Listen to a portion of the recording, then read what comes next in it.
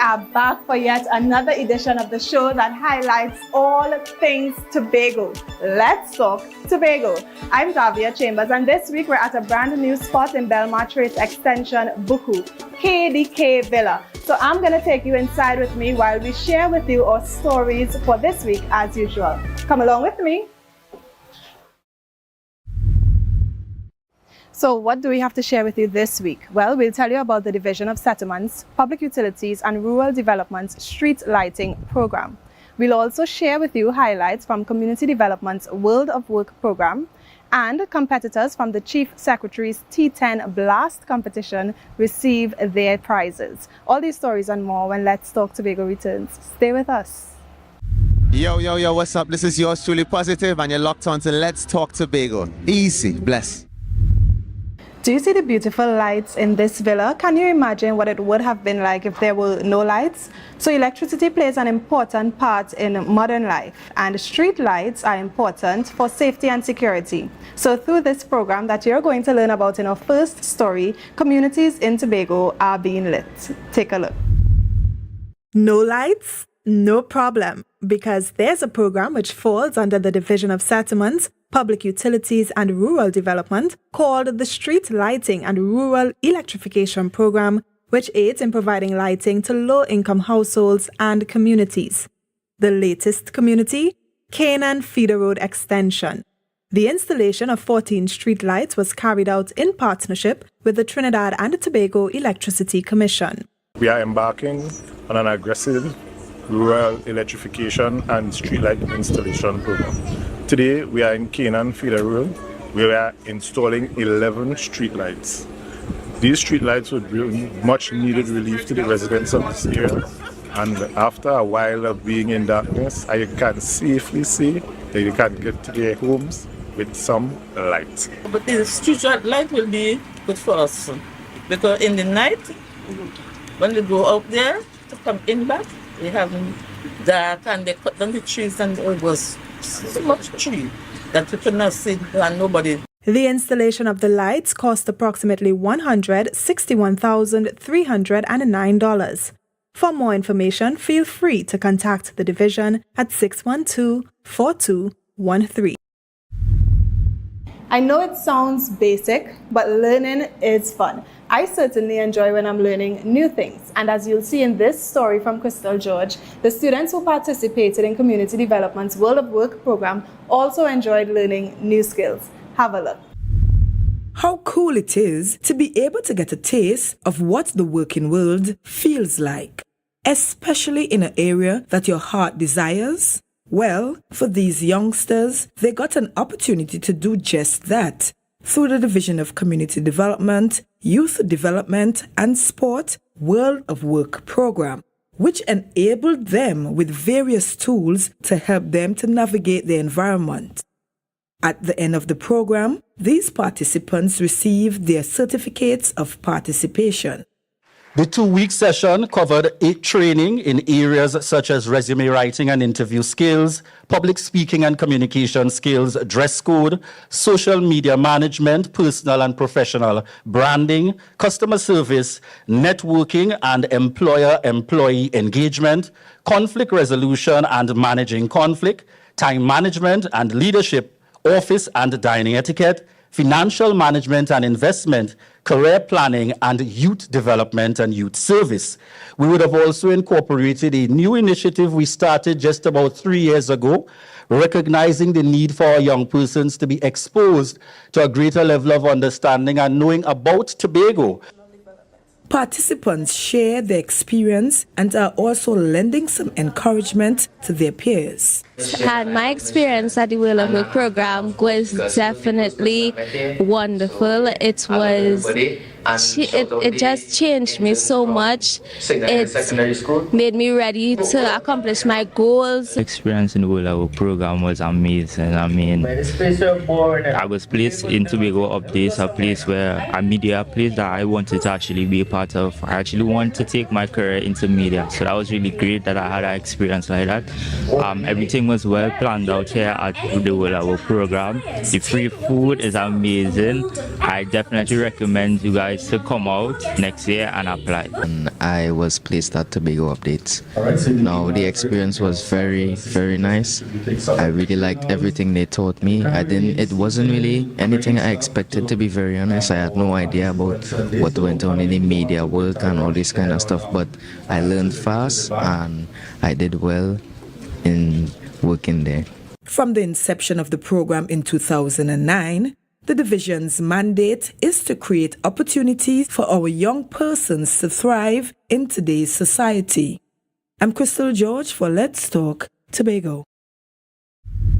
So in this story, you learn about the Office of the Chief Secretary's Summer Internship Program. And this production you're about to view was done by all three interns, Maya Alfred, Kianda Orr, and Dijano Granderson.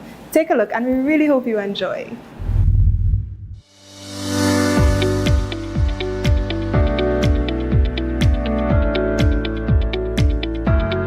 The OCS Summer Internship Program gave us the opportunity to have our first official job experience. My responsibilities would vary from the assignments that were assigned to us. However, my main responsibility currently is to contact suppliers who would have registered with procurement and tell them about the new system with the OPR where they are to register online.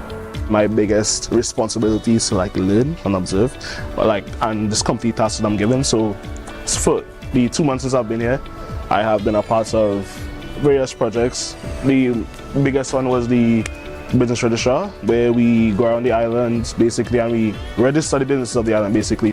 Prior to being granted our own responsibilities at the office, we the interns got the opportunity to learn new skills and enhance our knowledge in different areas of our studies. I learned what business could be about, because most of the time what I learn in school is sciences. So I never did a business subject or anything like that, so I wasn't aware of what procurement or anything was like that.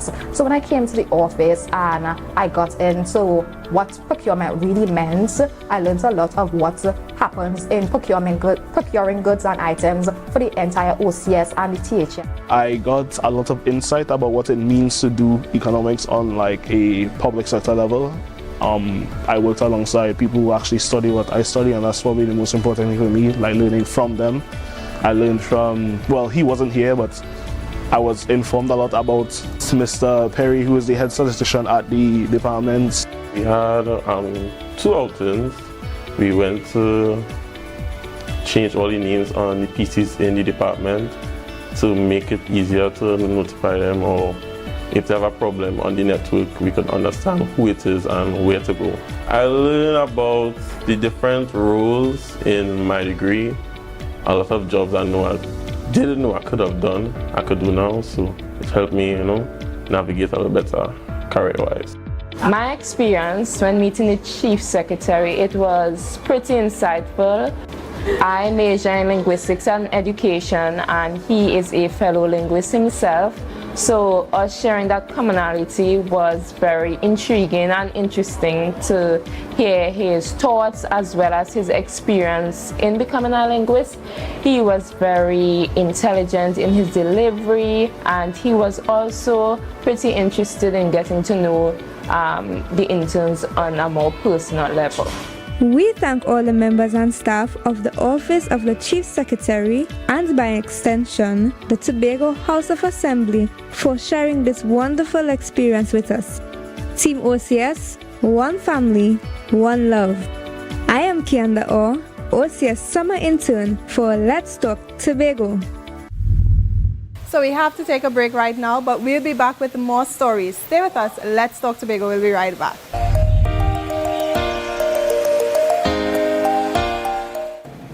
KDK Villa offers accommodation with a private pool, a terrace, and pool views. The air-conditioned accommodation is near Tobago Beach, and guests benefit from complimentary Wi-Fi and private parking available on site. This villa is fitted with 3 bedrooms, a kitchen minibar, a flat-screen TV, a seating area, and 3 bathrooms.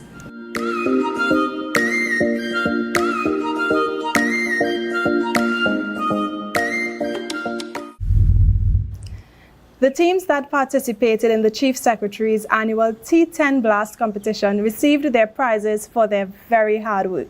Crystal George has more in this story. After a week of cricket excitement at the Sid Grey Complex for the annual Chief Secretary's T10 Blast tournament held back in April, players were finally rewarded for their hard work. The host himself was on hand to distribute the winnings to the various teams. Thanks to you all for participating. We had a healthy competition, a good tournament that produced some talents and that showed that we have some significant talents on the island, and we are happy that you all participated. So we wish that you take to the rest of your players our commendation, both from the Tobago House of Assembly and also from the Tobago Cricket Association. I'm Crystal George for Let's Talk Tobago. If you're feeling down, this story will definitely cheer you up. We'll tell you now about the Inter-American Development Bank's Chair Fair, which was hosted in partnership with the Tobago House of Assembly at the Scarborough Esplanade.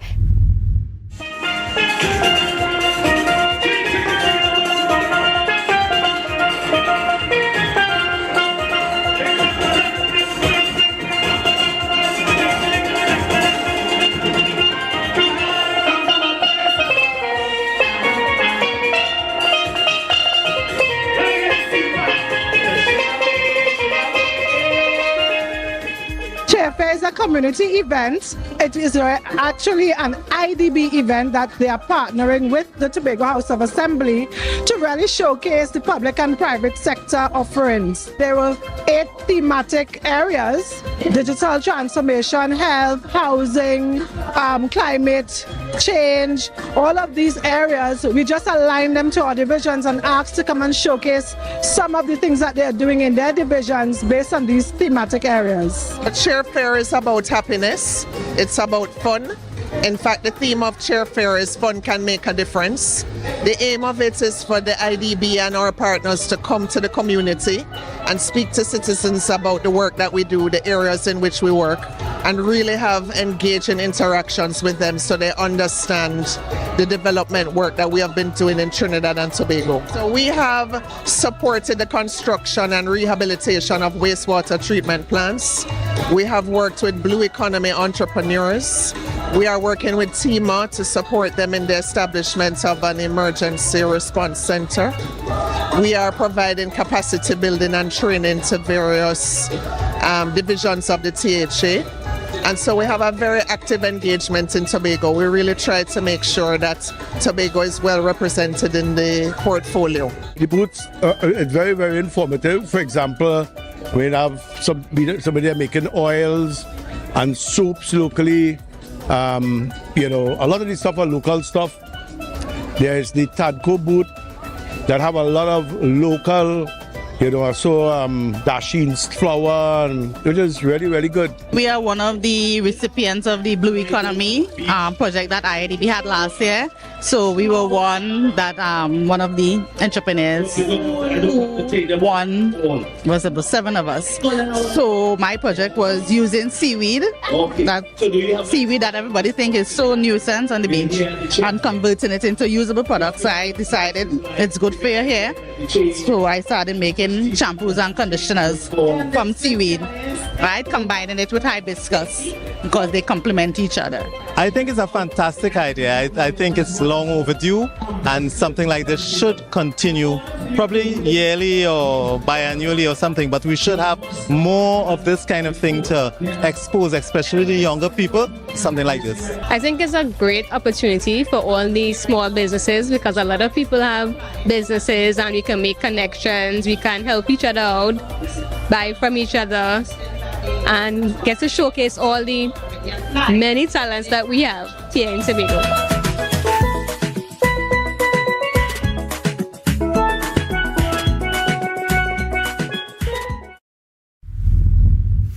And that's a wrap for this edition of Let's Talk Tobago at KDK Villa. Thank you so much for joining us. Remember to follow us on all of our social media handles.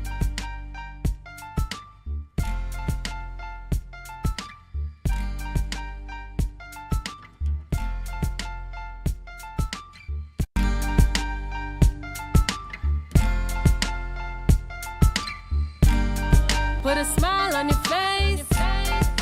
you're moving from place to place, place. Good morning, good morning, morning, good morning, morning.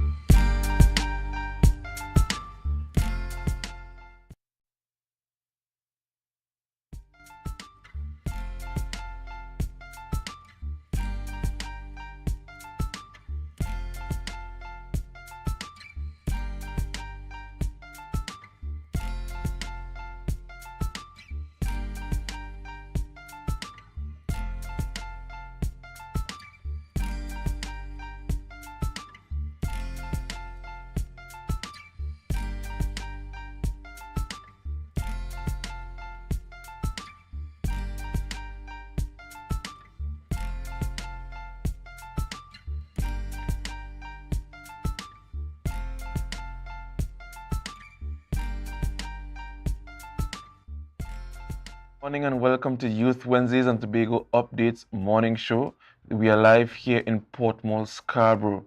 Yes, this is Tobago Updates television, and as per usual, every Wednesday we come here as youth to discuss all the pertinent issues and to represent the youth in this space. My name is Dwayne Nurse and I'm joined with Natalia Nancis. Good morning, everyone. Dwayne, how are you this morning? I'm quite fine. We have another beautiful guest here this morning. I'm joined with two beautiful ladies again. What a blessed person I am this morning. Good morning to you, another beautiful person. Good morning, Dwayne. Good morning, Natalia. And good morning to all our viewers, viewing us on our various platforms, Facebook, YouTube, and of course on Amplia. So, we just want to say a special good morning, Dwayne, Natalia. How are you all doing this morning? It's a very sunny Wednesday morning. We've had some heat, then we had a little rain. But the place is kind of cool now, so. Yes, to heat back up, hopefully to cool back down again. Yeah. I prefer the rain, because when you're in the sun and you're walking, you really can't get cold. True. So I prefer the rain. But what has been happening in this space, guys? Anything that popped out to you this week? Well, I saw an interview with the Guyanese president. I'm not sure if you all would have seen it. The president of Guyana. Mm-hmm. He did a little interview with some British reporters, and I found that to be quite interesting. They were talking about repatriation and that kind of thing. Did you all have the chance to look at it? No, I didn't get a chance to, but repatriation has been a long-standing issue. I'll send you a link. I'll send you a link so you all could take a look at it because it was quite interesting. Yes, and while we are on the topic of repatriation, I was looking at the town hall meeting yesterday, and the Honorable Chief Secretary mentioned that he too did a speech somewhere, and for some people in the Netherlands, and it would have spawned an apology from Europe for what they would have done during the enslavement period to blacks, and I think that was also a really important and notable feat coming from just a little island like Tobago. Most definitely. I mean, it always is. But I want to mind all the business before we go over to news in 90 seconds. Kaylee, are you going to Dream this weekend? Dwayne, are you giving me a ticket to go to Dream this weekend? Perhaps you might need to dream about that ticket. What are you doing this weekend, Miss Nancy? I think just as Dwayne just said, I'll be dreaming about that ticket. I'll be in my bed. But did you all go to Aaron Brunch last weekend? No, I saw it. It looked really good. It looked really, really good. It was. Kaylee didn't invite us. She just told us about it. I got tickets. And we also saw that lovely highlight of Kaylee. Yes. We only saw that after the fact. But it's okay, Kaylee. We forgive She was you. starring on the Peoplegram. But that's enough banter for this morning. We're going to go over to news in 90 seconds with Kaylee Lewis. The news in 90 seconds is brought to you by Flow, working for you on Tobago's newest fiber network. Thank you, Dwayne and Natalia. And here is your news in 90 seconds for Wednesday, 27 September 2023. Chief Secretary Fali Augustine announced a reduction in the price of residential lots made available to residents affected by the Bonaccord land acquisition, which is necessary for the new airport terminal's construction. Speaking at a town hall meeting last night, Augustine acknowledged that many residents found it challenging to afford the $45 per square foot for lands in Sherwin Estate. Instead, Those who have not yet paid will now have the option to acquire land at $15 per square foot. Residents can choose to make a down payment for as low as $100 and participate in a low-cost intergenerational lease agreement. Augustine hopes that this will help residents better finance the construction of their new homes. In other news, President Christine Kangaloo is in Tobago for her inaugural visit. She will address members of the Tobago House of Assembly at the public at a special sitting of the Assembly Legislature today at 10 a.m. Kangaloo became Trinidad and Tobago's second female president after being elected by the Electoral College on January 20th and formally sworn in on March 20th. Nationally, Energy Minister Stuart Young oversaw the signing of deepwater production sharing contracts with BP Trinidad and Tobago and Shell. These contracts are expected to boost exploration in Trinidad and Tobago's deepwater sector. Minister Young stressed the significance of exploration is to revitalize the nation's energy sector, citing the global potential for deepwater production. The PSCs resulted from extensive negotiations adhering to fiscal incentives and regulatory provisions. Activities in the awarded blocks are expected to start within 24 months. Minister Young reassured the public that the negotiations were thorough and aimed at mutual benefits for the government and investors. And that concludes your news in 90 seconds. Tobago, after freeness is more speed and better TV. Get a free Samsung smartphone and free installation, plus 200 megabits per second, Paramount Plus, and more for only $299 with a select 200 plan from Flow. Visit online at discoverflow.co today. Thank you, Kaylee, for news in 90 seconds. All right, so we're going to go over to birthdays. And Miss Nancy will do us the honors this morning. Of course, birthdays are sponsored by KFC. Tobago, after This is your birthday shoutouts on Tobago Updates, sponsored by KFC.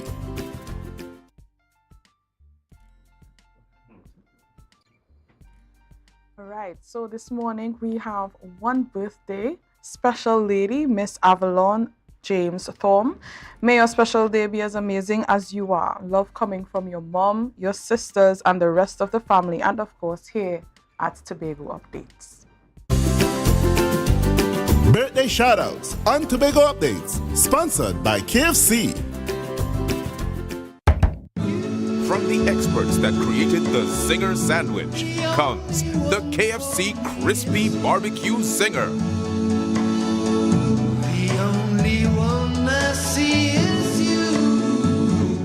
Cheddar cheese, crispy onions, the most delicious Kentucky Fried Chicken, and barbecue sauce. Get ready for a whole new level of flavor.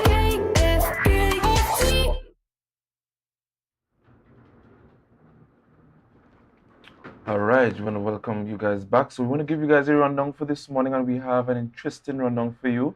So first, doing the interview for So Raw is Law Ent is Miss Kimberly Gilbert. That's an interesting discussion to have.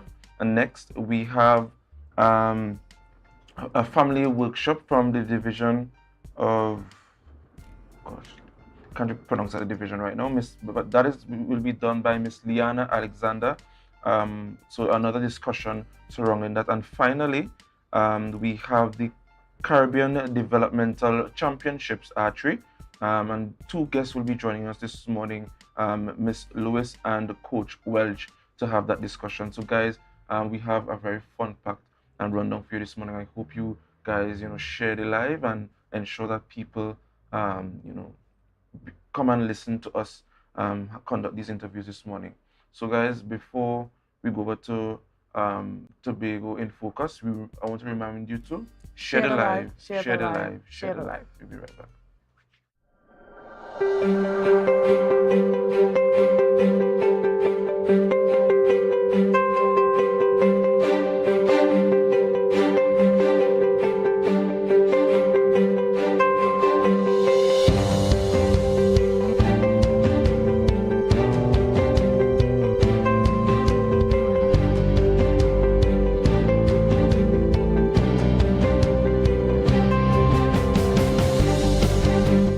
issue of land tenure preventing persons involved in agriculture to access incentives from the Department of Agriculture has been addressed.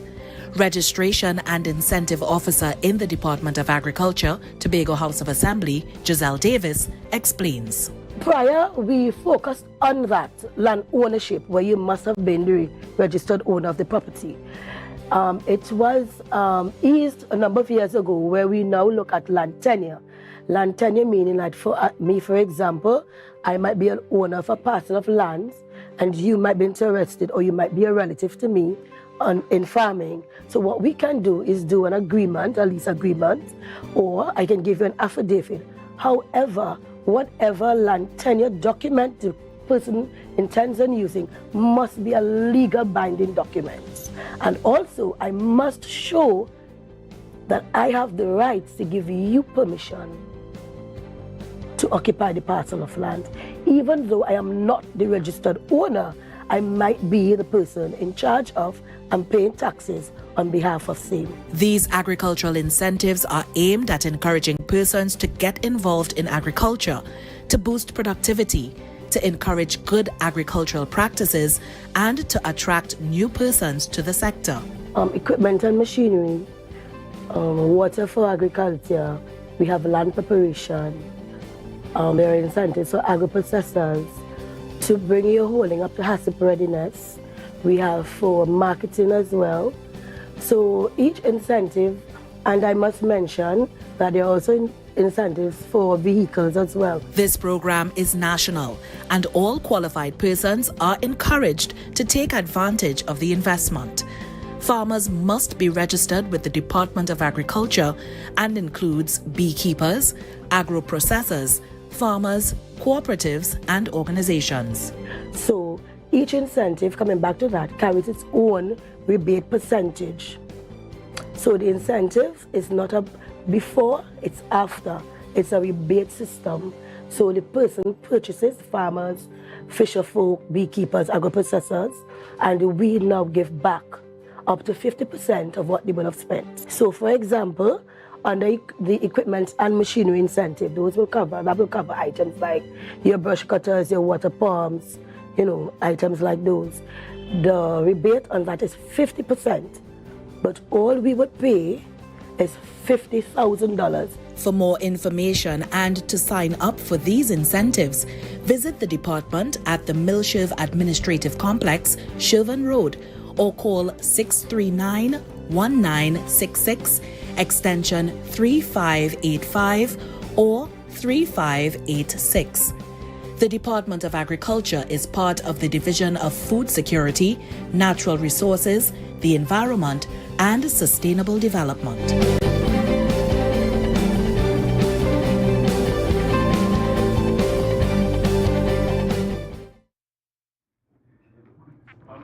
And we are back here at Tobago Updates. Good morning again to everyone and all of viewers joining us. For those of you joining us this morning, we have with us Mrs. Liana Alexander.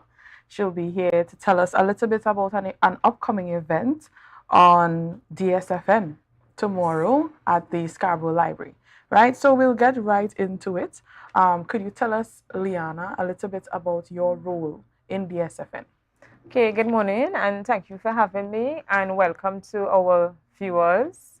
I'm Liana Alexander. I'm an educator and lecturer, and with the Down Syndrome Family Network, I am the representative for Tobago and also the board member with the organization. All right. So before we continue, of course, DSFN, to our viewers who may not know, is the Down Syndrome Family Network. Yes. So we continue in what is DSFN and what is its active role in the community? All right, so I'm happy that you asked that question. So the Down Syndrome Family Network is an organization, it's a non-profit organization that supports, advocates, and work with persons with Down syndrome and different abilities. So it's not just for persons with Down syndrome alone.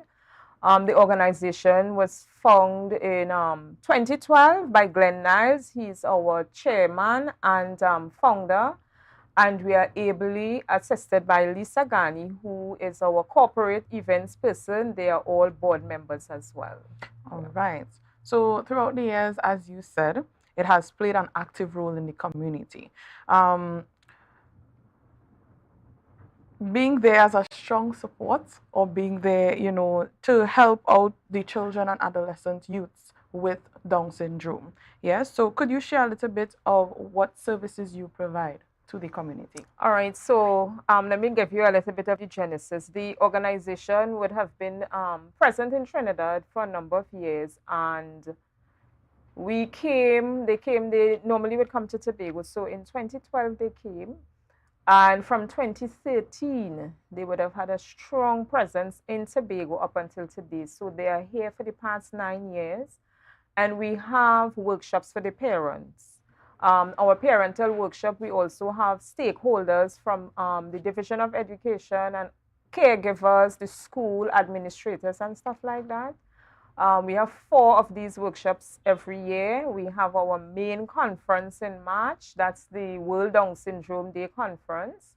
We have our Lots of Socks campaign, and we have the body walk.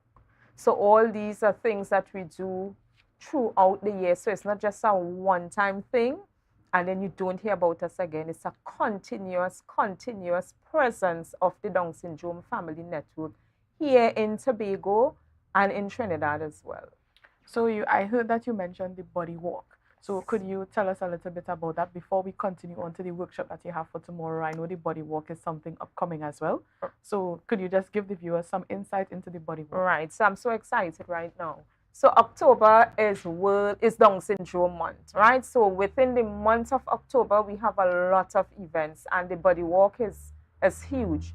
So the body walk would have started in 1995 by the Down Syndrome Society of America, and would have continued to other countries. So in 2012, when the organization started, the body walk was introduced in Trinidad and Tobago, and then it spread throughout. So it's the largest inclusive event for persons with disability. And it promotes advocacy, support, and everything as inclusion for these persons. Thousands of steps would have been taken. So the body walk is an event where we raise funds, but we also support. So it's like you have a friend, a colleague, a member with Down syndrome and other disabilities. You partner with them to walk with them for human rights, for support, and everything else. We have our T-shirts that you can purchase. This is our T-shirts here. So this is our color. Yeah, this is the one for this year. It's black, right? This is to show the strength that we would have gotten over the years, working together as a community, working together as a people to push inclusion and to support persons. And you do a 1K walk. It's 1K. It's 1K for persons who very fit and stuff, not like myself. They can do the 5K run. Right, and all the information is there on the screen. On the screen, but you see that there, that is when we are having our prep for Carnival. So ours is going to be in November, on November the 9th. Tobago is going to be doing theirs. Trinidad will have theirs first on the 22nd of October, starting at Nelson Mandela Park, and we have a lot of prize giving. When you register, you can register online with Buffer Sports. When you register, you get your T-shirts, and the first 500 persons get their medals. Registration until Friday is only 100. After Friday, it's 120. Okay, so we have to come early. It's a kind of You have early to. bird special. Yeah, so you can register now for Trinidad. You can register also for Tobago, because we are starting our promotions as soon as the month of October starts. Right. And how do you said that we're getting, at registration, we'll be getting the T-shirts as well. T-shirts, yes? so. Because it kind of intrigued me when you lifted it. Right. Yes. So the T-shirts are available. So in Tobago, we have our pop-ups we do it at the Port Mall, we do it at Lowlands Mall, Scotiabank. They normally call to advocate with us, to support us. And so we have places that we go, the Division of Education, my hugest crowd is from there, CAS and all these places, and also the Division of Health, they also partner with us. Okay. So we have these T-shirts on sale. Most of the schools in Tobago, it's a different it's a different narrative. We try to involve the schools because ours is on a weekday. And because it's a Thursday, the schools come out. And we this year we are going to go the same route as last year from Shopper Cultural Complex to the Esplanade. All right. So that was information on the body walk. On the body walk. That starts on the 22nd of October in Trinidad. In and then Trinidad moves over to and Tobago is going to be on the 9th after all the carnival issues and celebrations would have died. Yes. When I mean been completed. Yes, of course. died off. Right. So we're moving back onto the Down Syndrome Family Network workshop that you will be having tomorrow. Yes. Could you tell our viewers what time, where's the venue, who would be presenting, a little bit of what we can expect from our presenters tomorrow? All right. So for the workshop, the workshop tomorrow is going to be at the library, and we are going to have two main speakers. So our first speaker is Mr. Ram Karan Singh, and he's going to look at the legislative issues and challenges that we have been having. We are going to look at the Equal Opportunity Commission as an avenue for redress. So there are persons with disabilities that sometimes you may have a student, and we have it in Tobago, they are not able to get into the primary school because we don't have the support readily, right? Certain things were not done, some of them were not assessed, and he's going to speak to that. So persons can come out and get additional information because sometimes parents and these workshops, we want parents to come. Yes, we have teachers. Yes, we have other stakeholders. But for our parents who are the sole caregivers of their children, they need to get this information because some of these parents, they are not aware that the early childhood centers take these students with support. And I can say that for Tobago, that there are centers who take them. Our next speaker would be our very own Dr. Faith B. Israel, also our Deputy Chief Secretary, and she's going to speak to let's focus on ability. So if we are looking at inclusion, we have to look at the legislative aspect, but we also need the emotional and behavioral aspect as well, you know, so that we can put them all together and have something that we can go forward with. So she's going to look at that, focusing on ability as opposed to disabilities. So we have two very well-known speakers tomorrow. Well-informed. Yes. As well. They'll be taking us through a question and answer segment as well. I saw that on the flyer. Right, so this is tomorrow at the Scarborough Library from 9 a.m. to 12 p.m. Right, so we want persons to be there by 8:30. It's a free workshop. All our workshops are free to the public. We provide refreshments, we provide a nice atmosphere, and persons can come out and be a part. But you must register because we have place for at least 60 participants, and registration, it's going okay, but we still have a few more spaces that persons can register. All right, and as we wrap up our interview this morning, I know it's on the flyer, but could you please reiterate how can we attend, who is it available to, and how do we register for the workshop? So registration is ongoing. It's on social media, and you can also call me. They can also call Liana Alexander. My number is 293-6544. And they can call to register, but the registration is online. So you go, it's Google Forms, and you register. Once you register, you automatically you're in. You are given the link as well. So some persons may register and not be able to come in person. You can join online. And I said the time, right? Yes, 9 to 12. Yeah, but you want everybody to be there for 8:30 because we want to start on 9 and we want to start on time as well. All right. So thank you, Mrs. Liana Alexander. For those of you just joining us, this was Mrs. Liana Alexander, representative from the Down Syndrome Family Network. She was here telling us a little bit about the workshop that they'll be having tomorrow. As we continue on today, we'll have Ms. Lewis and Mr. Patrick telling us a little bit about the Caribbean Development Championships. So thank you for those of you who joined in, and I hope that you stay tuned and you share the live, share the live, share the live.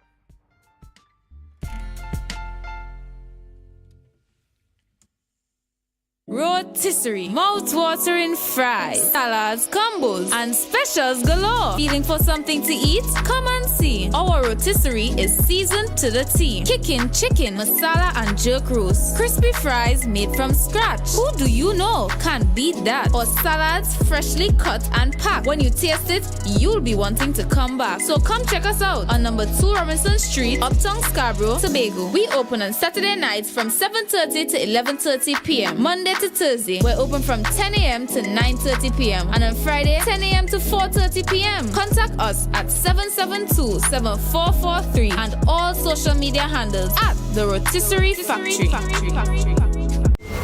Tobago, get ready to venture into the unknown.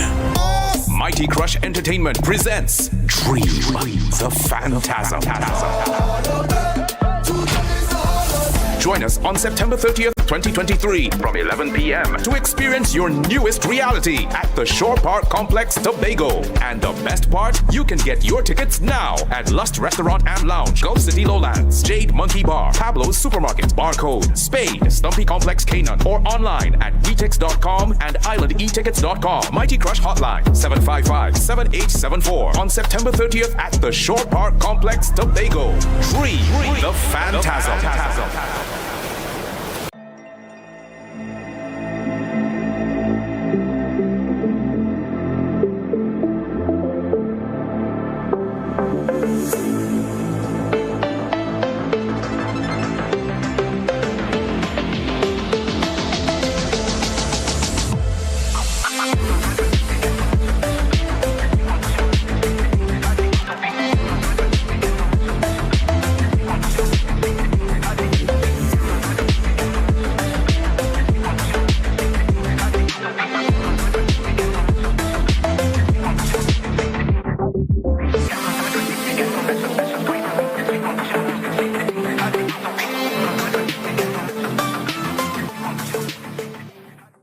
Summerama, real steam for the summer at standard. Is a dream for the summer. Dreamy, steamy, standard. What you have, what you have? All the best deals, no drama. Standard be beat like a hammer. Go tell your friend, tell your papa, tell your mama. We got more, we got more. Standards of what is searching for. Quality brand, discounts galore. New things for the summer, online in store. Summertime is here, so make the most out of it at Standard. Never beaten on quality and price. It's nice. Inner Health, number 13B Portmore, Scarborough, Tobago, with over 25 years experience, offering services in and not limited to microscopic blood analysis, reflexology, and the sale of a wide range of organic herbal products used to supplement thyroid, lymphatic, heart, kidney, and brain health, and the male and female reproductive systems. Come and chat with us. Remember, your health is your wealth.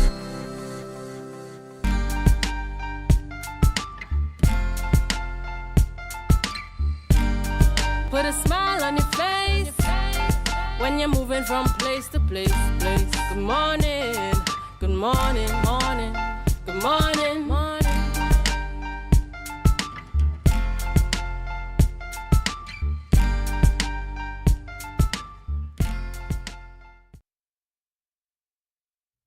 Good morning and welcome back to Youth Wednesdays on the Tobago Updates morning show. So raw is low ends. Depending on your age, you may or may not be able to decipher this phrase commonly used by young persons. This morning, we're chatting with the Youth Council representative as well as the youth representative on the National AIDS Coordinating Committee, Miss Kimberly Gilbert. Good morning to you, Miss Gilbert. Hi, good morning. How are you doing? I'm fine, thank you. How are you? I'm blessed, always blessed. Okay, wonderful. So tell us about yourself and your role and responsibilities on the National AIDS Coordinating Committee. Sure. My name is Kimberly Gilbert. I have a background in sexual and reproductive health. I would have started as a behavior change communication educator under the PSI Caribbean Got It, Get It project. So as I say, depending on name and age, persons may know, same with the Got It, Get It project. And through there, I've had several trainings through UNFPA, also retrained through PSI Caribbean, worked for the Caribbean HIV and AIDS Alliance for family planning, and also working still in HIV and AIDS at the Ministry of Labor. Okay, and Roy's Law, it's a very interesting name for an event. Tell the viewers a little bit about the title of the event as well as the event itself. Sure, no problem. One more thing I wanted to add, because I realized I didn't fully answer your first question, which is my role and function on the National AIDS Coordinating Committee is to really link youth issues to that the decision makers in terms of the National AIDS Coordinating Committee being that body that is multi-sectoral, that coordinates events and activities as well as responsibilities in prevention, treatment, care, and advocacy around HIV and AIDS. Raw is law. So as you said, if you're of a certain demographic, you would definitely know that song that came out. And what that really means is it's the absence of using condoms during sexual intercourse. So it's what this session is about is like saying, okay, if this is a decision that you're making, then these are the risks that you're willing to take. And are you willing to take those risks? Are you making a decision that is fully informed? So these are the type of questions that we're really going to dive into in this session, which will be really exciting. Okay, and you are the youth representative on the committee, and obviously, as you would have said, the title itself speaks to a certain demographic. But are you only catering to young persons, or can persons who probably never heard about this Roy's Law thing in their life, are they also welcome to attend the events? Okay, so the Tobago Youth Council would have designed this event in mind for young persons between the ages of 18 to 35, right? But we're seeing where in Trinidad and Tobago that youth between the ages of 15 to 25, they account for a large proportion of new cases of HIV in Trinidad and Tobago. Actually, youth account for 25% of the persons presenting positive on an annual basis. And we're thinking, okay, where are youth getting information, reliable, true information on HIV and AIDS and transmission and prevention? And things like Roy's Law doesn't really help to prevent this large number of 25 cases. We also have youth between the ages of 10 to 29 account for 35 to 40% of people who are tested annually. And this session, we really want to achieve more young persons, more persons coming forward for testing, because we see where stigma and discrimination actually prevents people from getting tested. And what happens is then you have more incidences of HIV being transmitted, as well as persons who are tested and they're positive. A lot of times what we see is that they're presenting late with the disease. Okay, and in terms of bringing awareness to the usage of contraceptives, how important would you say it is for young persons, not only at, well, you said from 18 to 35, but I mean, we know you also mentioned persons from as early as 10 years old. How important would you say it is to bring this at the school level, perhaps? Definitely at a school level, there should be conversation around prevention. There should be that conversation around how do you take care of yourself. I've seen nationally, very recently, there's conversation around comprehensive sexuality education, and should that be a part of schools? But I think what persons don't often realize that this is part of a larger network. There's a bigger continuum, a bigger landscape with which comprehensive sexuality thrives. So you're talking about self-esteem, personal development, social skills. We're talking about negotiating condom use and these different things. So as we know within Trinidad and Tobago, once you are under the age of 18, you cannot give consent for sex. Right? And a lot of people don't know that, but that is what it is. So we also have to look at what are the tools, the skills, what are the resources that the young people need in order to speak out. Because someone at the age of 10, more than likely it's a much older person that would have interfered with that person. So how do we get young people to know this is an avenue that I can take? if someone is doing this to me, and also to let persons know that it's not their fault, because a lot of time the perpetrator will make them think that they are at fault, right? And also know where can I turn to with this information. So it's a lot of prevention that would take place when we look at comprehensive sexuality education, and I of course support that being in schools. Okay. And Roy's Law is one event that the National AIDS Coordinating Committee is doing, partnering with a couple other groups, and we'll talk about that a little later on. But what else is the committee doing to ensure that young persons all over Trinidad and Tobago are aware of the options that are available to them? Sure. The National HIV and AIDS Coordinating Committee also has an HIV helpline, which is an avenue, is a toll-free number that anyone can call to find out information about HIV and AIDS. That is 800-4448. So that number, anyone can call between the hours of 6 a.m. and 12 a.m. at night. What we would have done, especially this year, we would have gone into institutions such as Civilian Conservation Corps and really share information to the young people. Sometimes in a session, we had like over 100 students, but we really did a lot to cover what is HIV, what is AIDS, how is it transmitted, how do we prevent it. We talked about U equals U, undetectable equals untransmittable. We also did recently at the end of August, we would have partnered with the Ministry of Youth Development and National Service, and we did an orientation session with all of the youth development officers in Trinidad, and we're scheduling to do Tobago as well. And we would have oriented these youth officers because they're the ones who are on the ground with young people daily, and we want them to transfer that information to the young people. So we're really looking for avenues as to how can we filter this information directly to the young people that need the information. Probably some young person watching right now, they're probably looking back at the video a little later on, and they say, well, they don't really need to come to this event because it's information that they can receive online. What would you say to that young person? Why is it important for them to come and get the hands-on information as opposed to just searching something on Google? Oh, definitely, because it's going to be amazing. At the end of the day, once I facilitate sessions, it's going to be interactive. So one of the things that I love to do is play games. So we're going to have definitely something that I love to call the Condom Olympics. That's going to be played. We're going to learn hands-on information as to how to even use a condom. And a lot of the time, some of the things that you see online, depending on this, you don't know which sites to trust, right? So this session, you're going to get that hands-on information.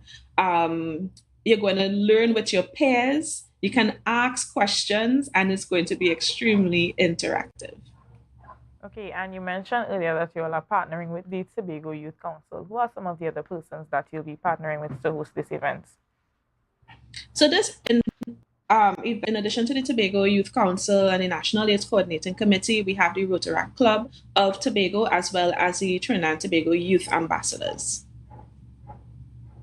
And what is the expected outcome of the event? I mean, you would have mentioned it earlier. You just want, young persons to be aware of the options that they have available and that kind of thing. But what was the goal, I mean, in the whole, designing aspect of the project and all of that?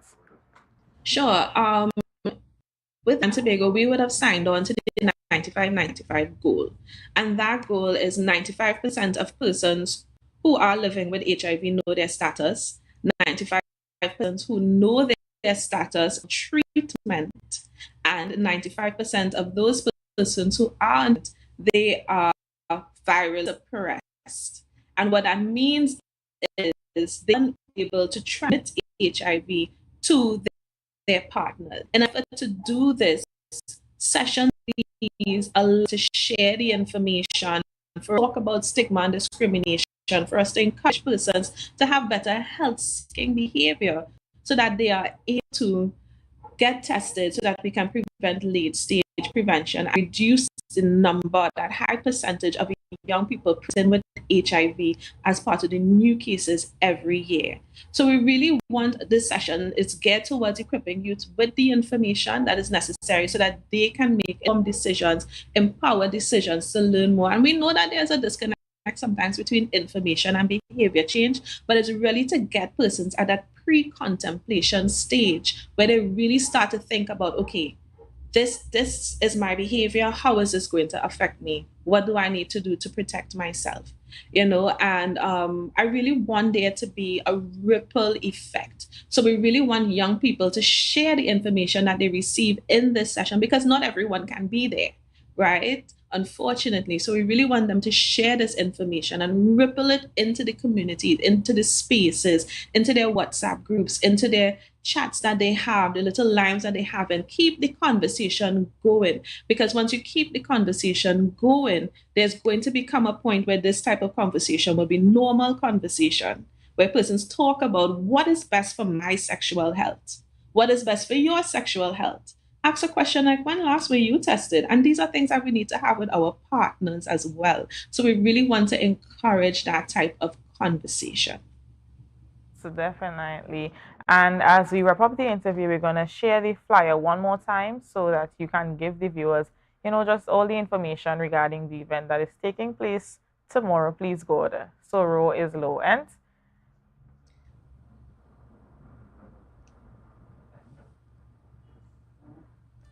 So basically, this session will be taking place tomorrow, Thursday, 28th of September from 4 p.m. at the National Library in Scarborough.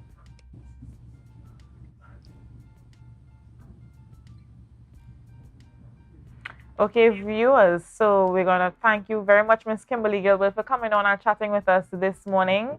Remember, viewers, to share the live, share the live, share the live.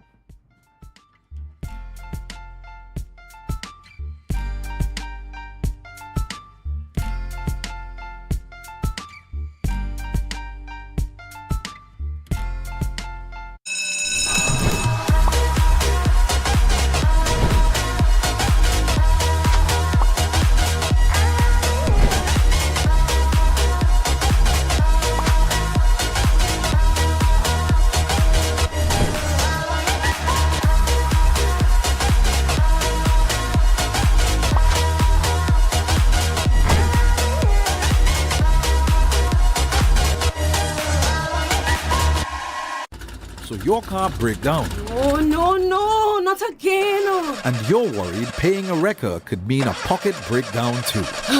But when you're insured with Tatil, no stress. Yes! A Tatil motor policy has lots of benefits that protect your pocket, like free roadside assistance that's free 24/7 every time, as many times as you need. Tatil, where people are people. A member of the Ansa McCall Group.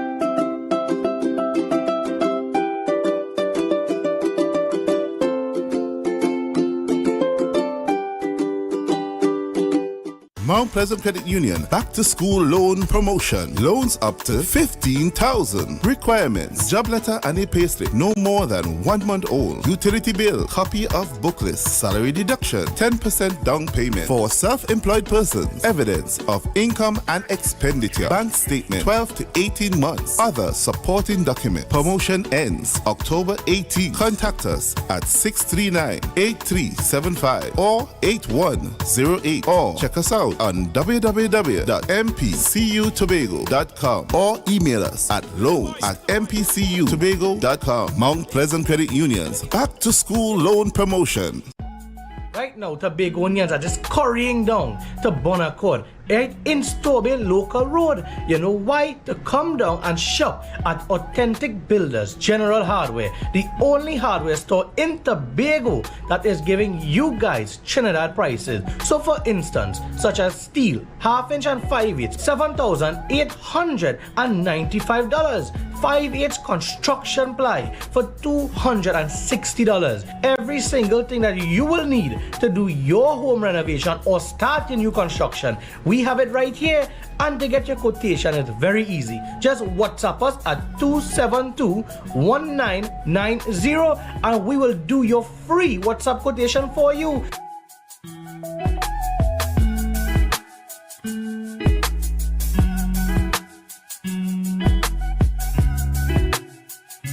October will never be better with Tobago Carnival Fever.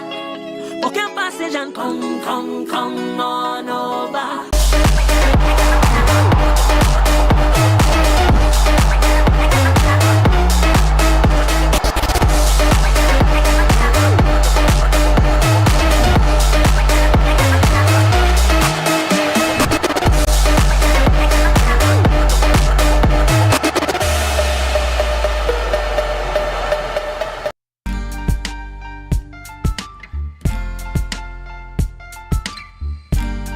Put a smile on your face when you're moving from place to place. Good morning, good morning, morning, good morning, morning. Welcome back to Youth Wednesdays and Tobago Updates Morning Show. We're on target here at Youth Wednesdays to discuss the Caribbean Developmental Championship. And I say on target because this morning we're going to be discussing archery as a sport. And this morning to have this discussion, we're going to have Miss Anthurium Lewis, who is a national archer, and her coach, Mr. Patrick Welch. Good morning to you.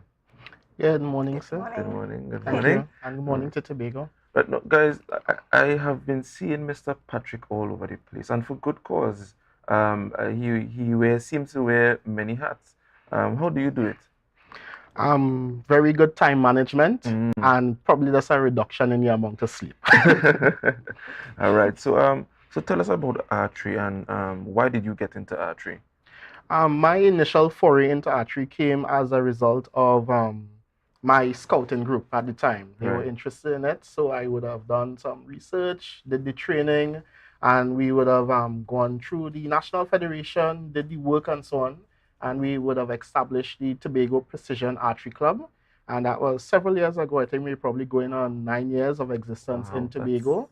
And the program has seen great growth over the years, and the interest has risen. We also now have the school program where we establish in many of the schools. So we're hoping to develop more archers that are on the standard of Anturium and even take archers of her standard and raise them to the national and the Olympic level. So that's the goal of the club. And that's great. That's great because, you know, I'm always of the view that Tobago is not equipped as other countries with all these sporting activities and sporting competitions and things. And, you know, it's good to see that we have it on the island to give more exposure and add to the stock that is already available. Yes. Why did you get into archery?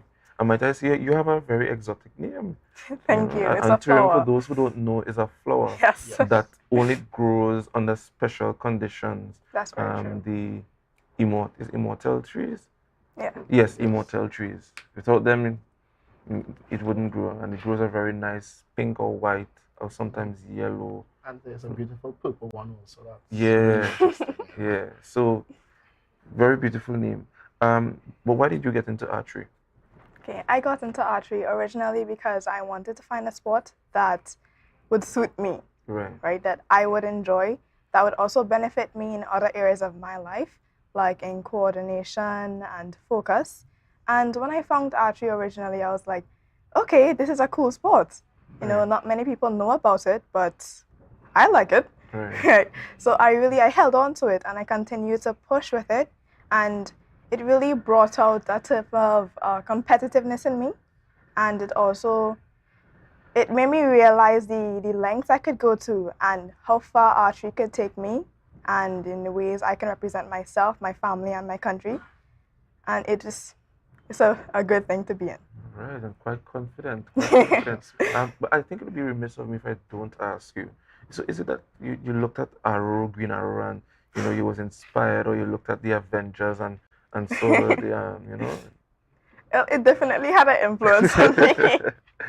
I would say so. But at any point in your life, did you believe that you'll become an archery assassin? Whew. You're asking me if I'm gonna be Robin Hood. But tell us about the Caribbean developmental championship. And I think the key focus in the term is developmental. Yes, so the Caribbean Development Championship is, contrary to what the name may suggest, it's a continental activity. We will have representation from Canada, the USA, Colombia. So many of the Latin American countries will be in Trinidad and Tobago. We have British Virgin Islands, Guyana, Barbados. All of those countries will be here for the weekend, and we're taking part in this tournament. The intention of the tournament, as it says, is to develop archers and put them to a level where they're competing and able to compete in an Olympic-style environment. So the environment they would be competing, what they would expect at World Nationals, Olympics, and so on. So they will be working under the same rules, but in a capacity that will allow them to grow. So they have a chance to, if they have to stumble, they stumble and they stand again, and they're not penalized for it. So it gives them that confidence, that boost.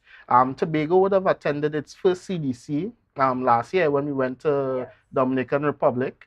I think Anturium would have done very well there. And coming out of CDC, she actually came back to Trinidad and Tobago and excelled greatly. Right now, she is ranked #1 in her category, and she would have dominated. After coming back from that event, she would have, her capacity and her abilities would have increased. You could show the certificate would have increased significantly after that. Come on. I would have thank you. obtained this for being the first in my category. Right. And for placing first consecutively through indoor and outdoor competitions. So this is a national award from the Federation themselves. And this is to show that the work that I've put in is really a lot. And I'm proud to have this in my hand right now. Well, I glad you mentioned work, because I have to ask, what was the work like to get into this, to have this result? I mean, it must be quite a magnanimous task. Well, yes, it's very strenuous work, right? So it's consistent training, right? So I joined archery at a young age. So I've been, right, so since I was 6 years old. 6, wow. So I have the years of experience, and that's why even I'm able to sometimes go out and coach other archers and beginners, because I know the tips that, when you come to archery, you have certain beginner mistakes that you would make. And also, I've took it upon myself to do some extra research and to watch the professional athletes like Olympians and see how they do their technique, how they do their form. And I kind of just follow that and tweaks my form a bit to match what they would do. Yeah. Wow. You have been known, Mr. Patrick, for inspiring youth. I remember some years ago, I don't know if you remember, I think I was just in primary school. Yes, that was when you were in primary school. We would have had, what was that? Was that something to do with the C? It was eco camp. Yes. Eco camp in Goodwood. I recall and that. I'm glad that the mere fact that she would have said that her skill has been such a standard that she could coach others. It is great. And my question is, how many more like Anturium do we have coming on stream, and do you think that this sport need more advertising and promoting in Tobago? So right now in Tobago, we have approximately 10 persons who are in stream coming along with Anturium, and we are hoping to increase that significantly by using the school program as a catchment area to find the talent and refine it into world-class archers. So definitely we need more promotion. We need to be out there, because I always make the joke that people say archery is Tobago's best kept secret. A lot of people say, we saw you at the stadium, we saw you somewhere, but we didn't know how. So we encourage people to reach out to us. All our info are basically tobagoarchery.com, Facebook, Instagram. And we really want to encourage Tobago persons to come out on Friday, Saturday, and Sunday and give support to our Trinidad and Tobago archers, and support to the international athletes that will be coming to our shores, some of them for the very first time, to enjoy the sport of archery. And also on Monday, we have an island tour where we're taking them around to the forts and different significant event areas in Tobago to experience the Tobago culture. So we're hoping to do some dirt oven baking. We're going to visit Fort King George. I know we're going to Speyside and things like that. That's great. So we're really looking forward to having this activity, and we encourage the public to come out and give us that support, please. Right, that's great. But I'm seeing a trophy here. I must ask you, what does it feel like to be a Tobagonian at such a young age? You're only 14. 14, am I correct? Yes, yes. Right. Attaining such feats and representing the country on such a national stage and attaining these medals. Well, it's an honor. I have to say that. And it's only thanks to God and my family and my coaches, right? So my main coach over here, he would have really pruned me to be the athlete that I am today, right? So I would say it's really an honor. Right. It's a lot of responsibility, it's a lot of pressure, but that pressure is what turns that stone into diamond. Right. So I understand that the journey would be rough, but at the end, that is what I'm really looking for. But you have a goal, even I might even dare say platinum. Very eloquently spoken. Yes. And it all hails to the Bishop's High School. Big up your teachers if you want to. Yes. Say good morning to them if you wish. Good morning, Bishop's High School. All right. And the teachers. But I also wanted to ask you though, for those parents who are conservative, to sending their young kids to learn to shoot arrow, because long time when we grew up, they say stick that joke eye. Yes. So what would you say to those parents who are afraid that they come home and they might try to practice sport on their younger one, on their younger siblings, or the dangers of the sport? What would you say to them to mitigate against that?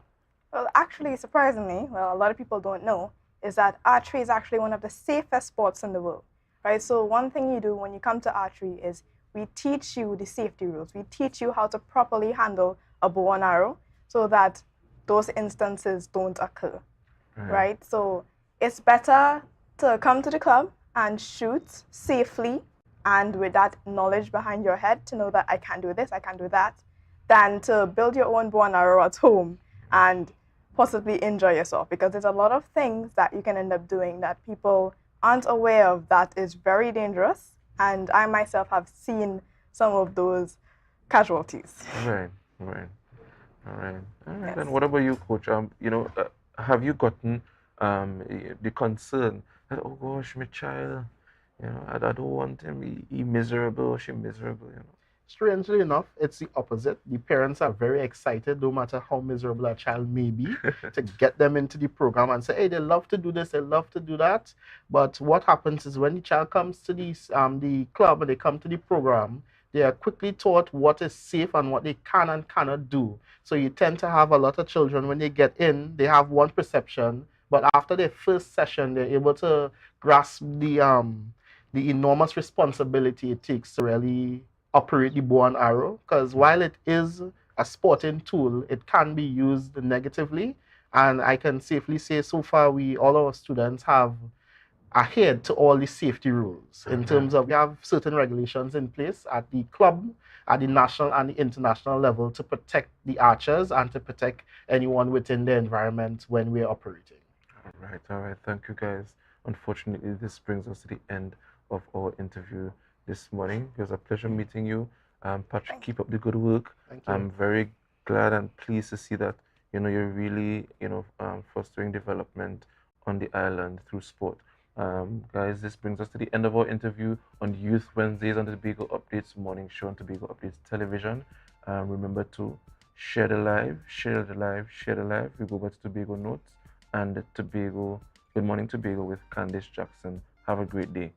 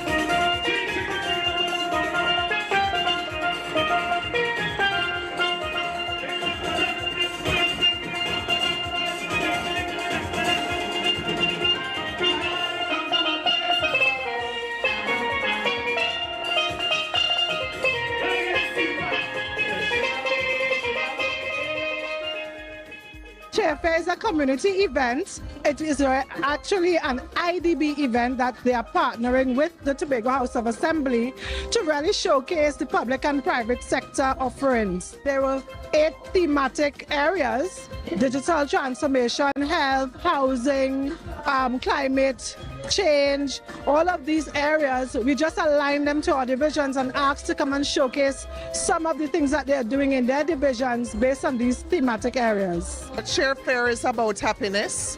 It's about fun. In fact, the theme of Chair Fair is fun can make a difference. The aim of it is for the IDB and our partners to come to the community and speak to citizens about the work that we do, the areas in which we work, and really have engaging interactions with them so they understand the development work that we have been doing in Trinidad and Tobago. So we have supported the construction and rehabilitation of wastewater treatment plants. We have worked with blue economy entrepreneurs. We are working with TIMA to support them in the establishment of an emergency response center. We are providing capacity building and training to various divisions of the THA. And so we have a very active engagement in Tobago. We really try to make sure that Tobago is well represented in the portfolio. The booths are very, very informative. For example, we have somebody making oils and soups locally. You know, a lot of this stuff are local stuff. There's the Tadco booth that have a lot of local, you know, so dasheen flour, which is really, really good. We are one of the recipients of the Blue Economy project that IDB had last year. So we were one of the entrepreneurs who won, was about 7 of us. So my project was using seaweed, that everybody thinks is so nuisance on the beach, and converting it into usable products. So I decided it's good for your hair. So I started making shampoos and conditioners from seaweed, right? Combining it with hibiscus because they complement each other.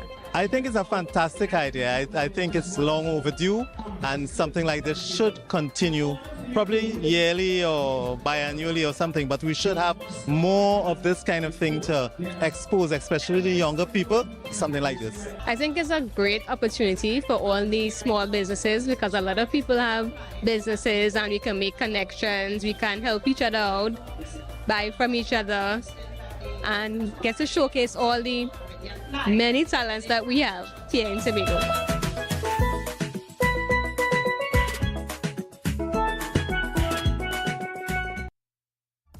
That was a production of the Department of Information, Office of the Chief Secretary, Tobago House of Assembly.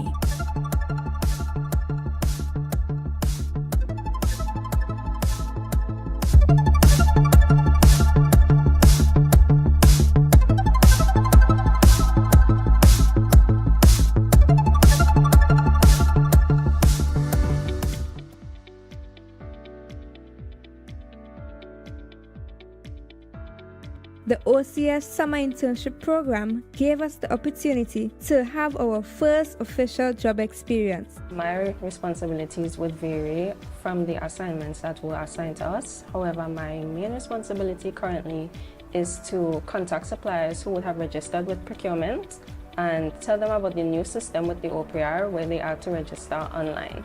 My biggest responsibility is to learn and observe, and just complete tasks that I'm given. So for the 2 months since I've been here, I have been a part of various projects. The biggest one was the business registrar, where we go around the island basically and we register the businesses of the island basically.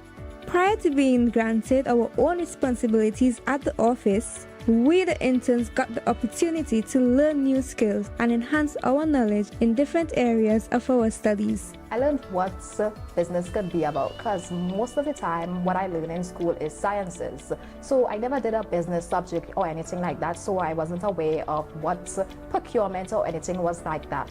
So when I came to the office and I got into what procurement really meant, I learned a lot of what happens in procuring goods and items for the entire OCS and the THA.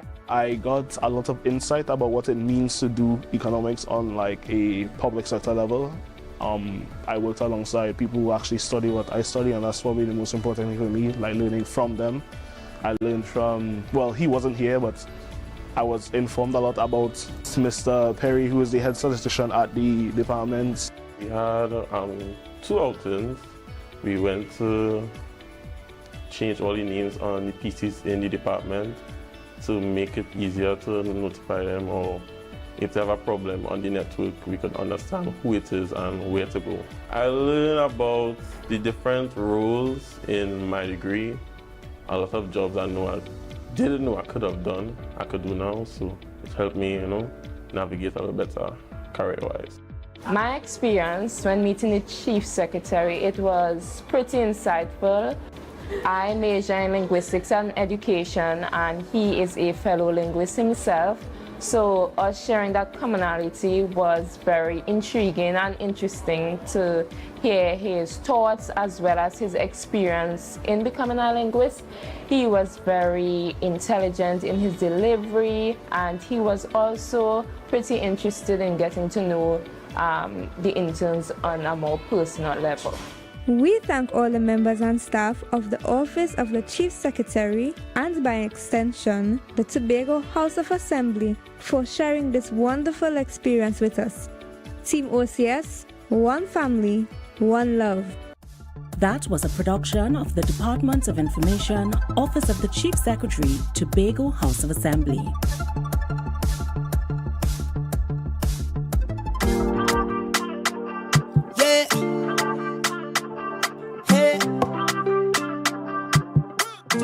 Updates. Good morning, Tobago. Wake up with Candace and Denise. Let's go, go. It's a brand new morning. Rise up to a brand new dawning. As the passion start to rise, the energy fill the skies. I say thanks for favor to wake up and hear me neighbor. 60,000 people strong. And the vibes is never wrong. We are beauty, we are power. We are people in the sun.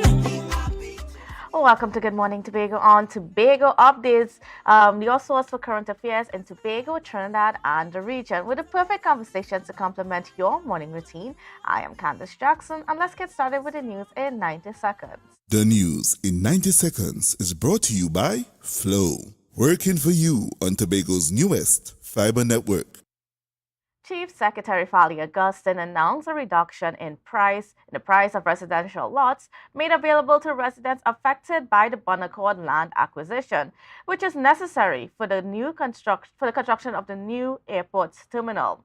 Speaking at a town hall meeting last night, Augustine acknowledged that many residents found it challenging to afford the $45 per square foot of land in Chauvin Estate. Instead, those who have not yet paid will now have the option to acquire the land at $15 per square foot. Residents can choose to make a down payment for as low as $100 and participate in a low-cost intergenerational lease arrangements. Augustine hopes that this will help residents better finance the construction of their new homes. Meanwhile, President Christine Kangaloo is in Tobago for her inaugural visit.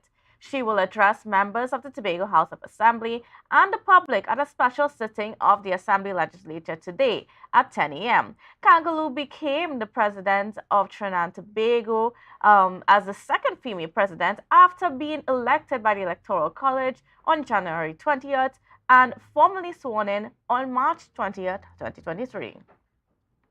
And finally, Energy Minister Stuart Young oversaw the signing of Deepwater Production Sharing Contracts, PSCs, with BP Trinidad and Tobago and Shell. These contracts are expected to boost exploration in TNT's deepwater sector. Minister Young stressed the significance of exploration is to revitalize the nation's energy sector, citing the global potential for deepwater production. The PSCs resulted from extensive negotiations adhering to fiscal incentives and regulatory provisions.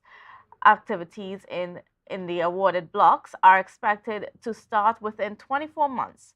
Minister Young reassured the public that these negotiations were thorough and aimed at mutual benefits for the government and investors. And that was your news in 90 seconds. Tobago, after freeness is more speed and better TV. Get a free Samsung smartphone and free installation, plus 200 megabits per second, Paramount Plus, and more for only $299 with a select 200 plan from Flow. Visit online at discoverflow.co today. Welcome back to Good Morning Tobago. Viewers, we've got quite a lot happening within our space. Like this morning, like I said in the news, we're going to have the president addressing the assembly at the legislature building in just about a couple hours time, at 10 o'clock. And of course, you know, we at Tobago Updates will continue to, we'll be bringing that to you live. And of course, it is her inaugural visit. From my information, she was supposed to actually come a little bit before Republic Day. However, I mean, this was when she was able to come up, and yeah, so she will be addressing the House at a special sitting. But it's not the only sitting we're going to have this week, because tomorrow there's going to be another sitting of the plenary where you know, they're going to be debating a bill regarding inter-island transportation and some measures or some policies that are going to be in place for that. We know that we're going to obviously hear more about that on Thursday. So that would be the first official sitting, I guess, of this session for this year, because as you know, the Assembly, just like the Parliament, went into recess or went into a break over the July-August vacation, as is customary. So we're looking forward to see what comes out of that, and of course, what comes out of this morning, to hear what Ms. Christine Kangaloo has to say to the Assembly Legislature. We are, and we're going to be bringing you all that information as the time comes. Now, interesting developments happened last night at the town hall meeting in Bon Accord. So one of the things that was touched on quite a bit is what's been happening with those residents that are affected by the airport construction. Now, just to give you a refresher, back in 2018, the THA came to residents of Bon Accord, letting them know that, you know, their lands would be acquired under the compulsory the Land Acquisition Act. And of course, they would have to be moved. And since then, there was a whole lot of back and forth as to, you know, how would this work? Now, the residents continue to say that they have been treated unfairly, because they were offered compensation for the land. However, many of them said that the compensation, it was not what they think was worth, what was the right amount for their, or the right value for their properties and their houses and so on. And they came up with, the THA at the time came up with a solution of offering residents residential lots at Sherwin Estate at roughly about $45 per square foot. And they said that that's way below the market value. I think it was like a third of the market value price of those lots and so on. However, a few years later, and these residents still are in some difficulty in terms of being able to afford, because, mind you, a lot of the compensation that was given out was not the actual value of the homes, of the properties, because, I mean, that area, even though but that Bon Accord area, even though it was technically a residential area, on the you know, on the Town and Country listings, it's actually, that area is listed as agricultural land. So some of that was factored into how the lots were valued when they were surveyed and so on, which is unfortunate, because a lot of people gave up sometimes, I mean, several lots of land, a few homes, and now they have to be renting while they have to construct their new homes. And we heard from a few of those residents who said that they continue to suffer and feel the pain of having to relocate from what was their home, what was their parents' home, what was their grandparents' homes. And they had to give up that land, and now they have to be renting while they are struggling to rebuild their homes. And of course, we know rebuilding in Tobago is not always the easiest thing in the world. You have to deal with higher prices for construction materials and all those things. It's not easy.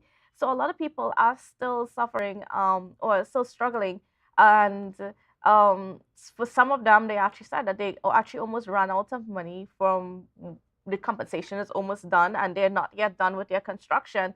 So the THA decided that for those who came in late, who got their plots late or been assigned their plots late in Sherburne, they would be offered a reduced rate at $15 per square foot. Now, the chief secretary also mentioned that he wished that it was possible for him to give them those plots at no cost. However, because of a whole lot of red tape and bureaucracy and a lot of stipulations, he can't. So they resolved to have it at $15 per square foot, and it would allow, and instead of having the full payment up front before being granted a deed and so on, they'll be given they'll be asked to put down at least as $100, and they'll be granted a intergenerational lease arrangement where they'll be continuing to make very, very small payments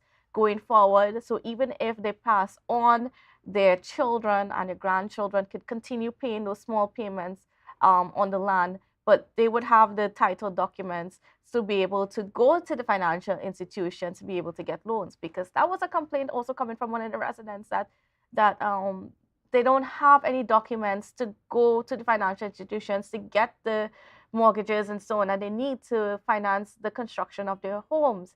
All they have is a receipt for payments that they would have made on the land itself, but they have nothing to go by, which is rather unfortunate. So, and from what the chief secretary indicated last night, there's so much happening in the background, and they are facing some challenges. There was also one resident that brought up the challenge that, in Cove Estate, they had to pay for, the WASA connections, the TNTech connections, and even though that has been paid for, they are unable to get that sorted out for whatever reason. So it's something that, we are going to look into and to see what's going on, but it is rather unfortunate that after several years, these residents are still having to deal with this issue. We know that quite a few of them, have suffered, like, physically, their health and so on have suffered during that point in time. So we're definitely seeing what's happening. And then additionally, another resident brought up the point that with that construction that's happening with the airport, there's a whole lot of dust and so on that's affecting their homes. So, there's quite a lot happening there in Bonacor that we're not really paying attention to. Quite a lot of things that the residents there are affected by. So, if you missed that town hall meeting last night, I think you should, go and check it out and to see some of what the concerns are that the residents had in terms of the things that they are facing.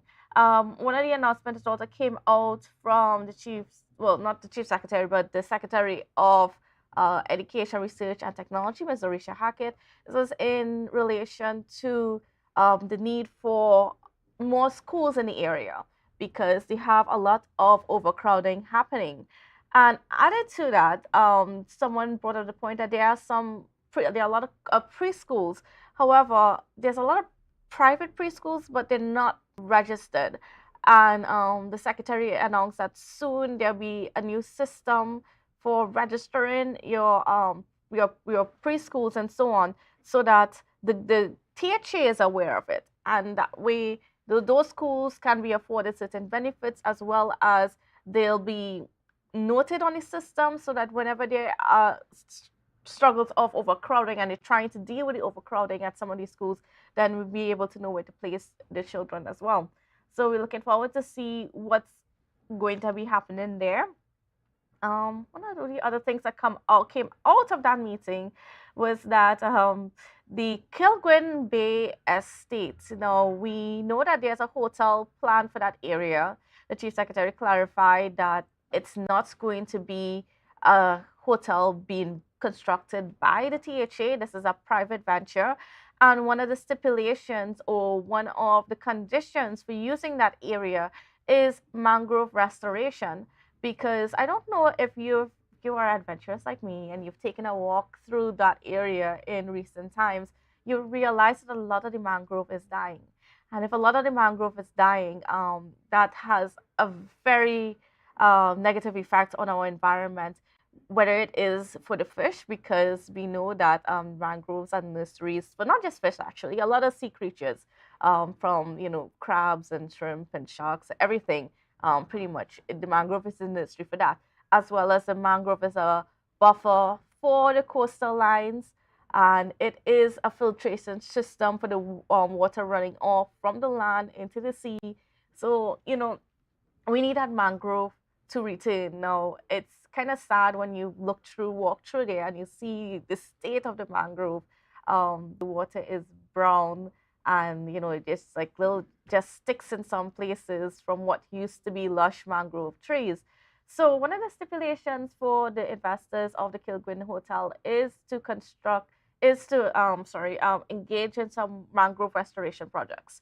And there has been some successful projects that have been done across the Caribbean where other entities have been able to do some restorations in those areas. So we're looking forward to seeing that. As well as, he said that another stipulation was some protection for the beach itself.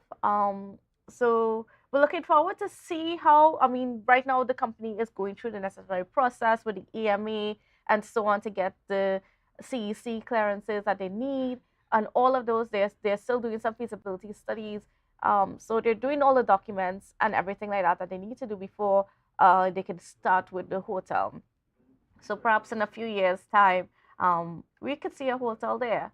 But another interesting thing that came out of that meeting was the fact that so many of residents here in Tobago, so many people have such great ideas when it comes to developing Tobago, when it comes to tourism, when it comes to just improving our economy and so on.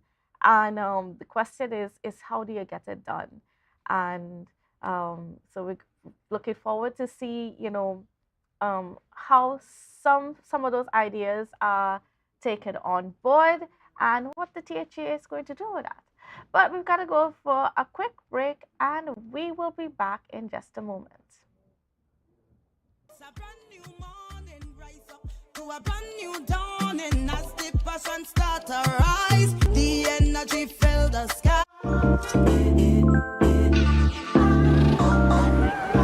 Wait, I don't even have suit and thing for this wedding. Why getting them thing? Well, look, put my right over there. Alright, thanks. The Port Mall, where the varieties are large from your favorite stores, from restaurants to salons and from clothing stores to jewelry stores, located at Sanctus Hill, Scarborough, Tobago. Telephone number is 868-334-6589. Wow. I didn't expect to see you here. Look good. Thanks. It's all because of you on Port Mall. But here now I'm going to out with it. You want to join me? Yeah, that's okay. Alright. Beat the rush and come on down to the Port Mall.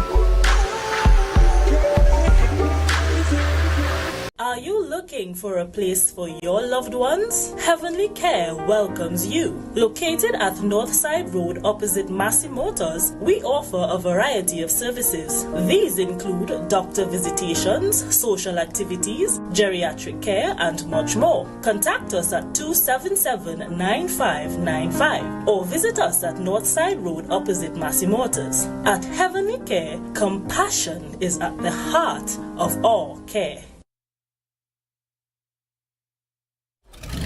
Our national borders, our first step to security, but a possible access point for guns. drugs, crime.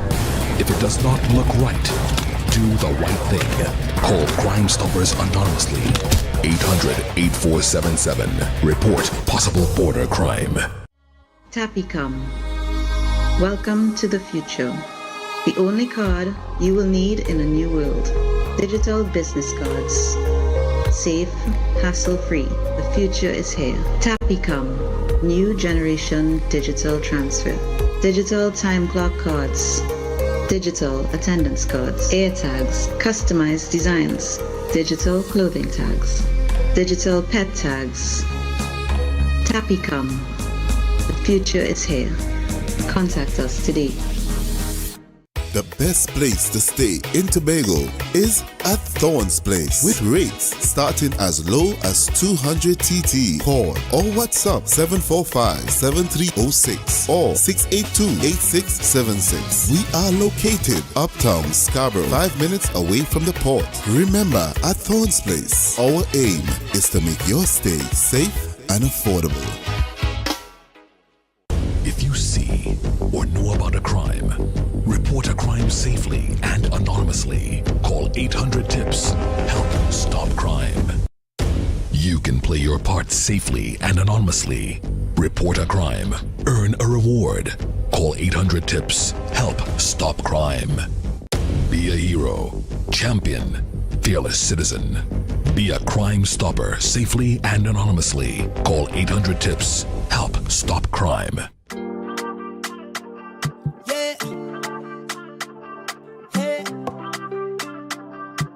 Tobago updates. Good morning, Tobago.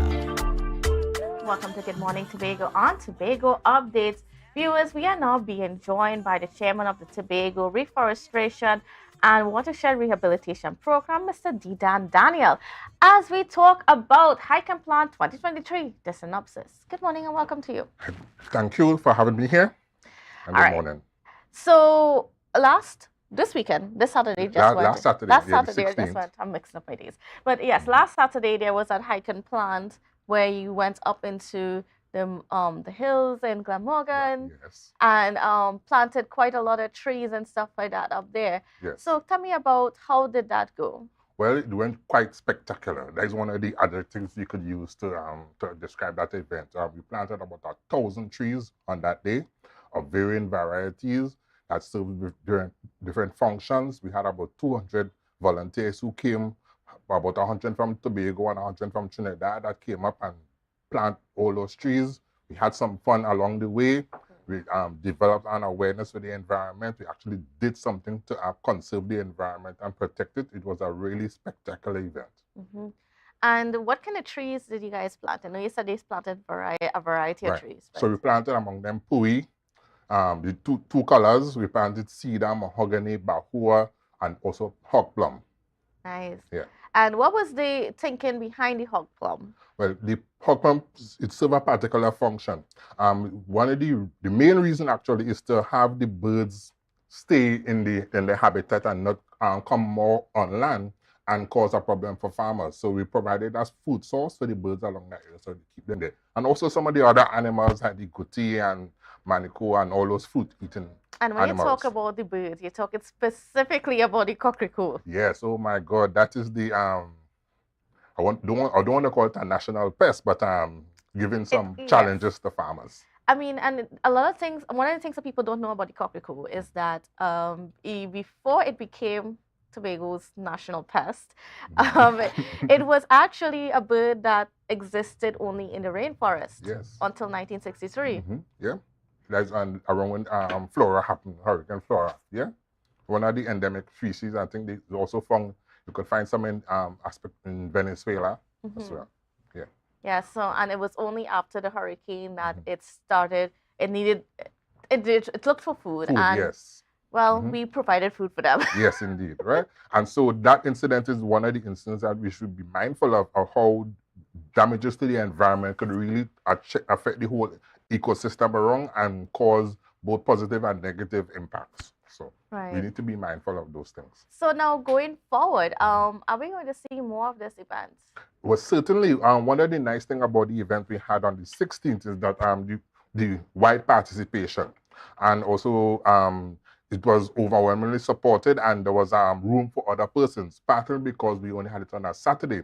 And there were a lot of persons who really wanted to participate on the Sunday. So the next event, we're looking at having it a whole weekend event, a whole lot more trees, and perhaps touch 2 different parts of the island, the east and the west.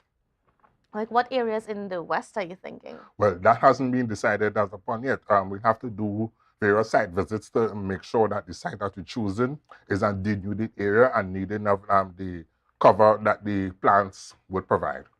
Is there any goal to say, like, how many trees you would like to have planted in the forest over the next year or so? Well, so far we set a goal for 3,000. We are about 1,200, so 1,800 to go, right? As it's certainly within reach. In fact, in the coming weeks, we're going to be partnering with other organizations, like some of the schools, to plant trees in different locations on the island. So with that, it should help add to the count, which incidentally, Tobago is one of the places in the Caribbean that is ahead of all the others in terms of its reforestation efforts. On a per capita basis, we lead the Caribbean. So with more trees, we will extend our lead, so to speak. And then why is it so important for us to engage in such activities? Well, for the first thing, one thing, and now referring back to what we had the hike and plant on the 16th, is that to create an awareness of the need for environmental conservation, right? One of the things that was really encouraging on that day is the amount of young persons who were involved. Young people as young as 6 years old, and they're not so young as high in the 70s, right? They participating in this event, understanding the need to plant trees, the function that they provide in terms of protecting the environment, providing habitat, providing a source of food, not just for humans, but also for animals, right? So they understand the importance of that. They understand they had some fun along the way. And so that is really important, and it is really good to protect part of the heritage of just Tobago. It's spectacular flora. Yeah. And, you know, when you look at the forest and how it has changed over time, what can you tell us? You know, I mean, from even, because, I mean, we know it's there, it's there, you know, Yes. you drive through when you go up on our country runs and things like that. But it has actually changed quite a bit, you know, in recent times. So, Well, human activities, lumbering and illegal lumbering, I should add, is one of the aspects that is affecting it. People, the indiscriminate burning with slash and burn agriculture, which is something that should not be practiced. All right, no to slash and burn, and indiscriminate bushfires and all this kind of thing. Not just for slash and burn, but the impact of man unplanned development is really affecting it, and we need to do what is necessary to bring it back, because it is the vanguard to protect us from a whole sort of different environmental ailments, and also protect our livelihood, provide a source of timber when it's done properly for food, to create that ecological balance that support all life forms, including us humans. So we really need to play a really important role in protect our forests. Is one of our unique heritages. There was a need years ago to protect the rainforest, and that is a need that we are enjoying up to this day. So we need to continue in those efforts to really protect our forests. and then what about in terms of, you know, some of the other things that we as people can do to even bring awareness to the need to protect our rainforest, and even what we can do to reduce the impact that we have on it? Well, there are a lot of material all over the world, particularly on the online. You could talk to experts, join environmental organizations like say Environmental Tobago, for example. Go on the website of Tobago Reforestation, which is tobagoreforestation.org. You could be able to find some valuable information there on what you could do, not just in the forested place, but in your own yard, basically, to plant trees, to secure your soil, to provide a habitat, and a beautiful aesthetic environment to enjoy. One of the initiatives that you guys engaged in, I think it was about a year ago, is that of a Breadfruit Tree initiative. Yes. What can you tell us about what's going on in that? Well, how that program progressed, we had the breadfruit initiative, right? Where we're encouraging persons to plant breadfruit. Is one of those food security crops that is quite versatile, and it could really protect us against hunger and is a good source of nutrition. And so we did, among other things, partner with the Trees That Feed Foundation out of the United States to bring in a lot of plantlets of breadfruit trees. Those have been matured at the tissue culture lab in Goldsboro. And when they're ready to go in the ground, we're going to be planting them at Indian Walk Estate. Right? Okay, so you're going to have like an area that is just breadfruit tree. Yeah, about 5 acres. 5 acres of breadfruit tree. Yeah. And what's the plan? Is there like a plan to just have it within our space, or is there a plan to export it? To turn it more so into value-added products. It's always better to create into value-added. It would be great when you go to KFC or Royal Castle that you could order a side of breadfruit fries. Yes. Like in St. Vincent, they actually do that. You could get breadfruit fries in KFC St. Vincent. Would it be a good thing we could have the same thing? So while there might be a market for the primary product, it would be good to develop the agro-processing sector by having these value-added products being made. Whether it be chips, whether it be wafers, different little flour, right? Remember the Chief Secretary had mentioned that we'll want to reduce our reliance on wheat flour. So this could be a source of alternative flour. The skin could be used for latex and all this. There's a lot of applications you could get from the breadfruit. I mean, can you tell me a little bit more about that? Because I don't think people are aware of all of these different things that you can make out of something simple as breadfruit. Yeah. Well, the skin and parts of what you might peel in the processing process could be used for animal feed. Right? The latex in the skin could be used for medical applications. You remember when we was young people, we used to use something we used to call lagly. Candice might be too young to know what lagly is, but certainly the older folks know lagly. And we used to use it to actually wrap it around a stick and catch birds. It would stick on it. So the latex is what caused that, right? In large quantities, you could have commercial applications. But the uses of the product could be quite diverse. Animal food, human food, cosmetic and pharmaceutical applications. Yeah? And you know what's funny is that, when I was growing up and stuff like that, you knew that every home in Tobago would have a breadfruit tree in their yard. That has since changed. Yes, we have lost a lot of our tree species to development, putting on houses. We build houses with the house taking up the majority of the footprint. And we leave very little space for planting trees around our house to provide a mean of food security. I would like us to go back to a point where we use that good sense, that good common sense, and make sure at least you have a source for food in your own yard that you grow. You'll appreciate it a whole lot more. And it's nutritious, you know that no harmful chemicals have been used on it and that kind of stuff. So it's a good thing to do. Is there any other trees like that you all are looking to promote within our space? Not at the moment, but we basically engage in the reforestation efforts with species that are suited for the environment, right? That provide the cover and the shade and the habitat and so on. So it's data driven and it's smart in that sense. So it's not just any kind of thing, but some of the common species that we find when we do our field assessments is like the mahogany and the cedar, the bahua, the pui and those type of trees. Yeah.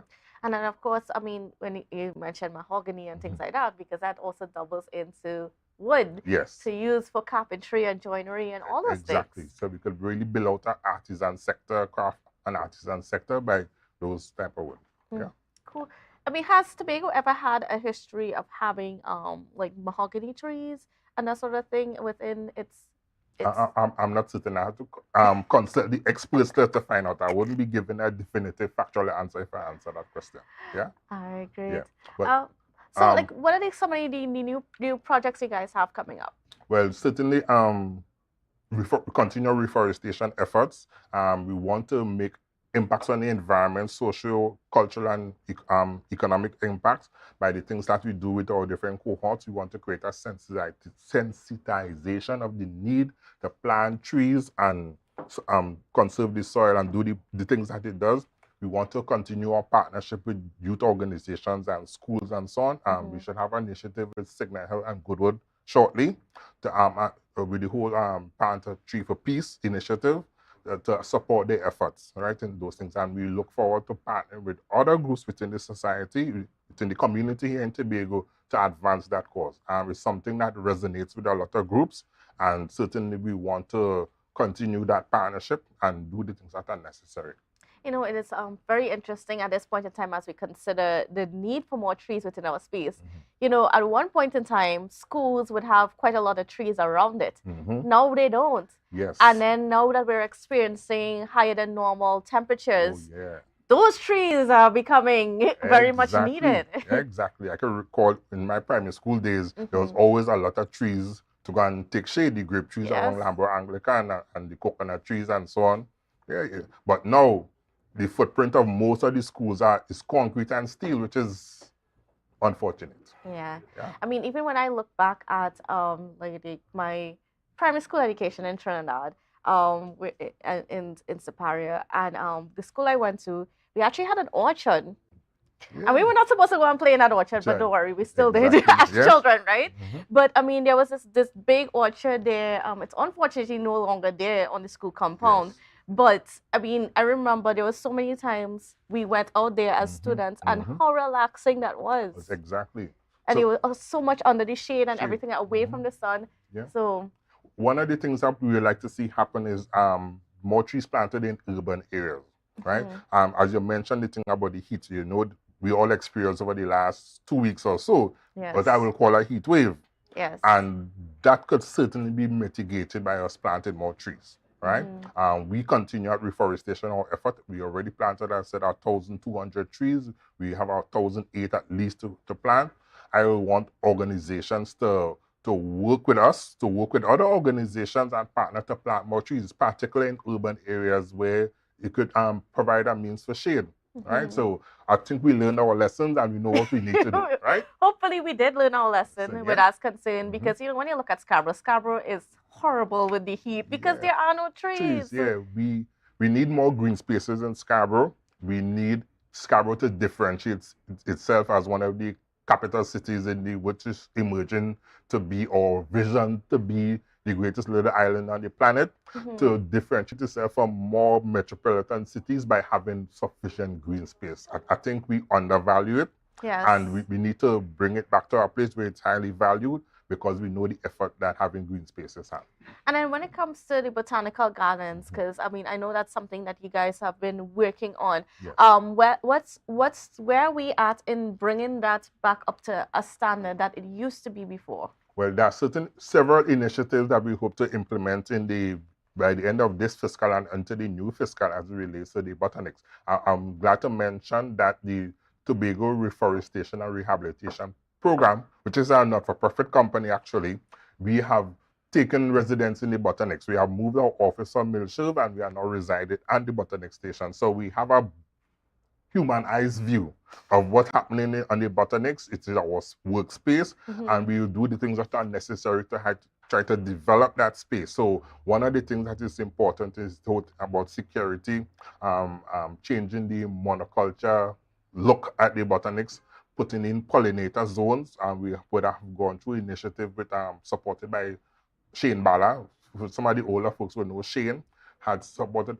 So we're looking at effort to really put in some color and some security and getting people, the community, involved in what happens at the botanics. One of the initiatives that was discussed is to restart the Friends of the Botanic Society, right? Where persons would come out and you could have things like, say, Thursday Green Gyms, where persons will come out and get some exercise and recreation and camaraderie by planting some trees, doing some pruning, general bed support and so on. Get people really involved in it. Yeah.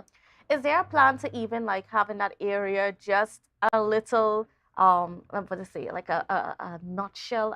I can't think of the word right now, but where we have like a good picture of all the varieties of trees and the flora and fauna that we have here in Tobago. Yes, that is an excellent idea, and it's something that is worthy of doing. One of the things I have discovered in what I might want to call crowdsource research is that a lot of persons don't know the names of our native and imported species. So it would be really good to have a collection of native plants and some of the exotics and ornamental plants that we import from time to time. So people know the common names, the botanical names, and some of the uses of that plant, those plants. And just by having a space where persons could see that will encourage persons to propagate it in their own homes and in the community and so on. So we could increase our floral diversity in the space, in Tobago in general, and there are numerous benefits to be attained from doing that. Mm-hmm. At this point in time, is it very much used, or the botanical gardens? Well, as it stands right now, some persons use it for recreation. I would say not enough. The people from the Darrell Spring community use it as their thoroughfare, so to speak. At least twice a day, they are able to soak in the ambience of the botanics, the trees, and so on. So that is a benefit to them, but we will encourage more persons to use the space. The tourist season coming up in November, and we want to encourage our international, particularly cruise ship visitors, to visit the space. We know that it is in need of improvement, but you have to start somewhere. Right? All right, great. Right. So I just want to mention a few things about the hike and plant that we do. Just to recap, I want to thank some key persons who made it a resounding success. I would first like to thank GA Finishers. I would like to thank the Tobago Kickboxing Federation, the Goldsboro Youth Foundation, the Tobago Heritage Society, the community groups within the Goldsboro area, and in particular corporate groups like TITAL, the Division of Tourism, the Division of Culture, and Caribbean Airlines, right? I would like to big up Caribbean Airlines. Their staff members came out and they really created a kind of vibes and exuberance to the event. But I mentioned the Goldsboro Youth Foundation also providing human support. Ostra and Fraser, right? Mr. Fraser, you're our boss. Thank you for your immense support. And I want to send that next big shout out to Ras. I don't know his real name, but he's referred to as Ras. He was excellent. He provided guide. He made sure that people safe on the event, and he made it a pleasant experience. So big up to Ras, to Mr. Fraser, to Australia, the people in the Goldsboro community for supporting us and making this thing really good. Oh, but certainly last but by no means least, in fact should be first, the Hike and Plant Committee out of Trinidad, who provided a lot of the support, the concept of the Hike and Plant event, innumerable support, and all resources to make this thing happen. It was a success. We rated 9.4 out of 10. All right, great. I want to thank you so much, Dida and Daniel. And folks, if you missed out on Hike and Plant, I know there are going to be more opportunities coming up pretty soon, so you're going to want to get involved. All right, so thank you so much for being on with us. Thank you so much for having me. Thanks for the opportunity to share information with your viewership. Certainly. All right, viewers, please don't go anywhere because we got a lot more coming up for you after the break. Thank you much. Lovely. To a brand new dawning as the passion start to rise, the energy fill the skies.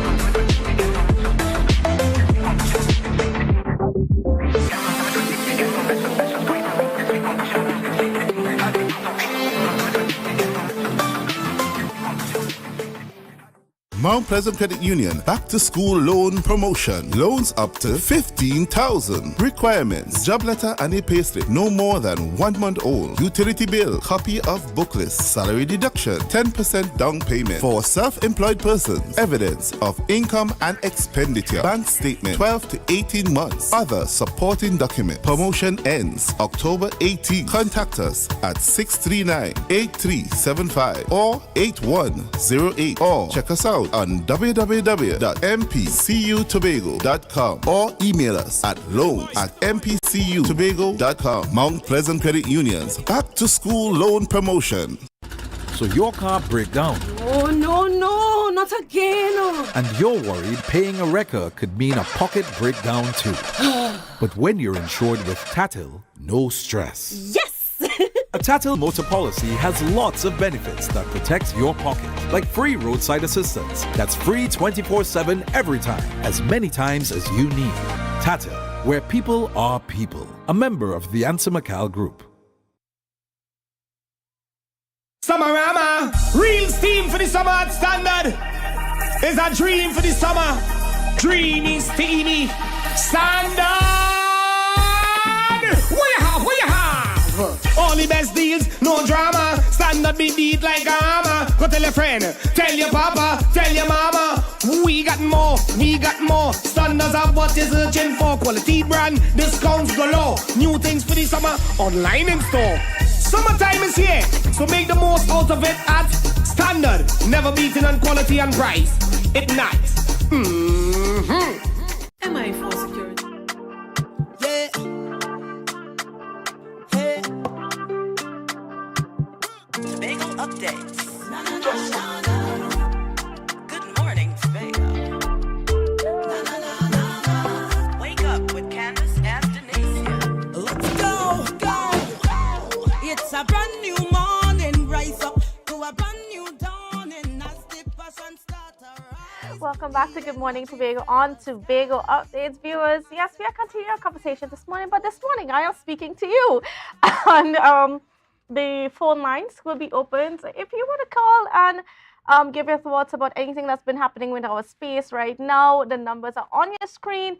284-6597, 284-6597. So you can give us a call and you can talk to us pretty much anything you want to talk about. We are getting ready this morning to see the president is going to be at the Assembly Legislature in just about an hour's time. We're going to be heading up there in a little bit, and we're going to bring you coverage of what's been happening. This is the president's inaugural visit to Tobago, and she is going to be addressing the Assembly as well. As well as, I think tomorrow, what's also happening at the Assembly. So we have two sittings this week at the Assembly. So we have a sitting today, which is a special sitting, and the president would address all the assemblymen and councillors within there, as well as the public of Tobago. And tomorrow, the Assembly would meet, and they would be debating a bill on inter-island transportation. And as we know that we've been having some challenges lately, we got a commitment from the Minister of Works and Transport last week when he met with the Chamber of Industry and Commerce and other stakeholders that there are plans to purchase a new ferry pretty soon, or a specially built cargo vessel for our needs here in Tobago, something that was on the books since 2018 thereabouts. The specifications are all in place. It's just for the government to put it into action. And we're hoping that it is one of the things that are talked about in the budget that's coming up.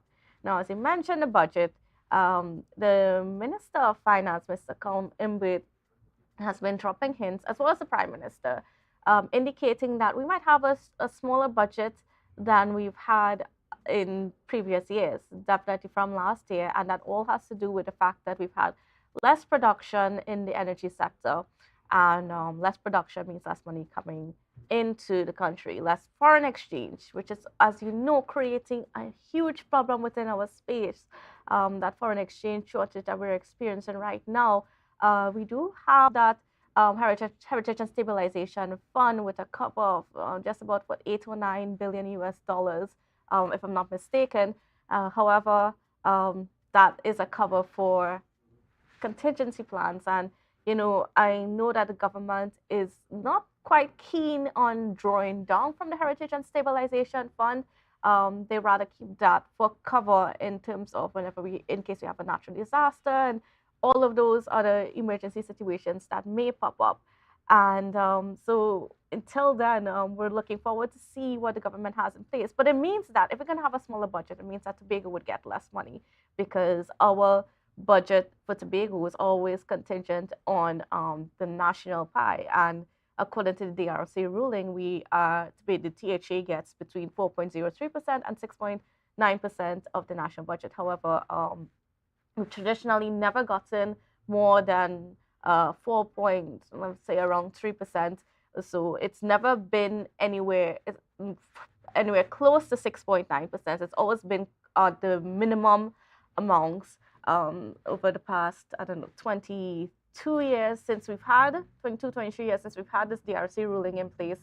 And so, well, the chief secretary said last night that we're not looking out for more money. It's going to be less. So it's going to be a challenge as to how we're going to be dealing with a lot of the concerns that we need to deal with, because there is, in terms of, let's say, taking care of the roads here in Tobago, it's going to be quite a costly affair.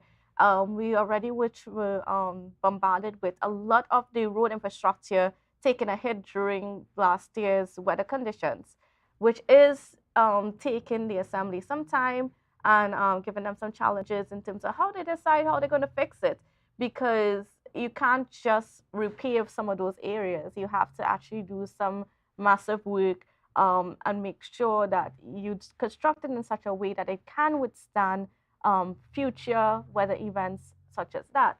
So, and of course, some of those roads that we're thinking about is like that road leading into Castara. There's a temporary fix in place until the assembly can figure out the best solution to permanently fix it. So we'll look. I mean, it's going to be an interesting time coming up. What is also interesting about the government's direction is that despite the fact that the energy sector has not been doing so well, there seems to be that reluctance to really diversify the economy. And over the years, economists and stakeholders have been pushing the government to diversify the economy, because there are other revenue streams in terms of foreign and so on. And we're thinking about tourism, manufacturing, all of those things. However, there seems to be a reluctance to push into that direction because, I mean, as you heard from the Prime Minister just about a week ago, stating that, we continue to be heavily reliant on the energy sector. It's where we get the majority of our money into the country. So it's going to be very interesting. Budget day is set for September 2nd. Hope you all are ready for that. So it's going to be some interesting times ahead. Anyway, so that's it for now. I think we are wrapping up this morning. So thank you for joining and for viewing with us. And I hope you have a safe and wonderful day. Don't forget to catch the Assembly Legislature coming up at 10 a.m. as well as brunch. So see you then.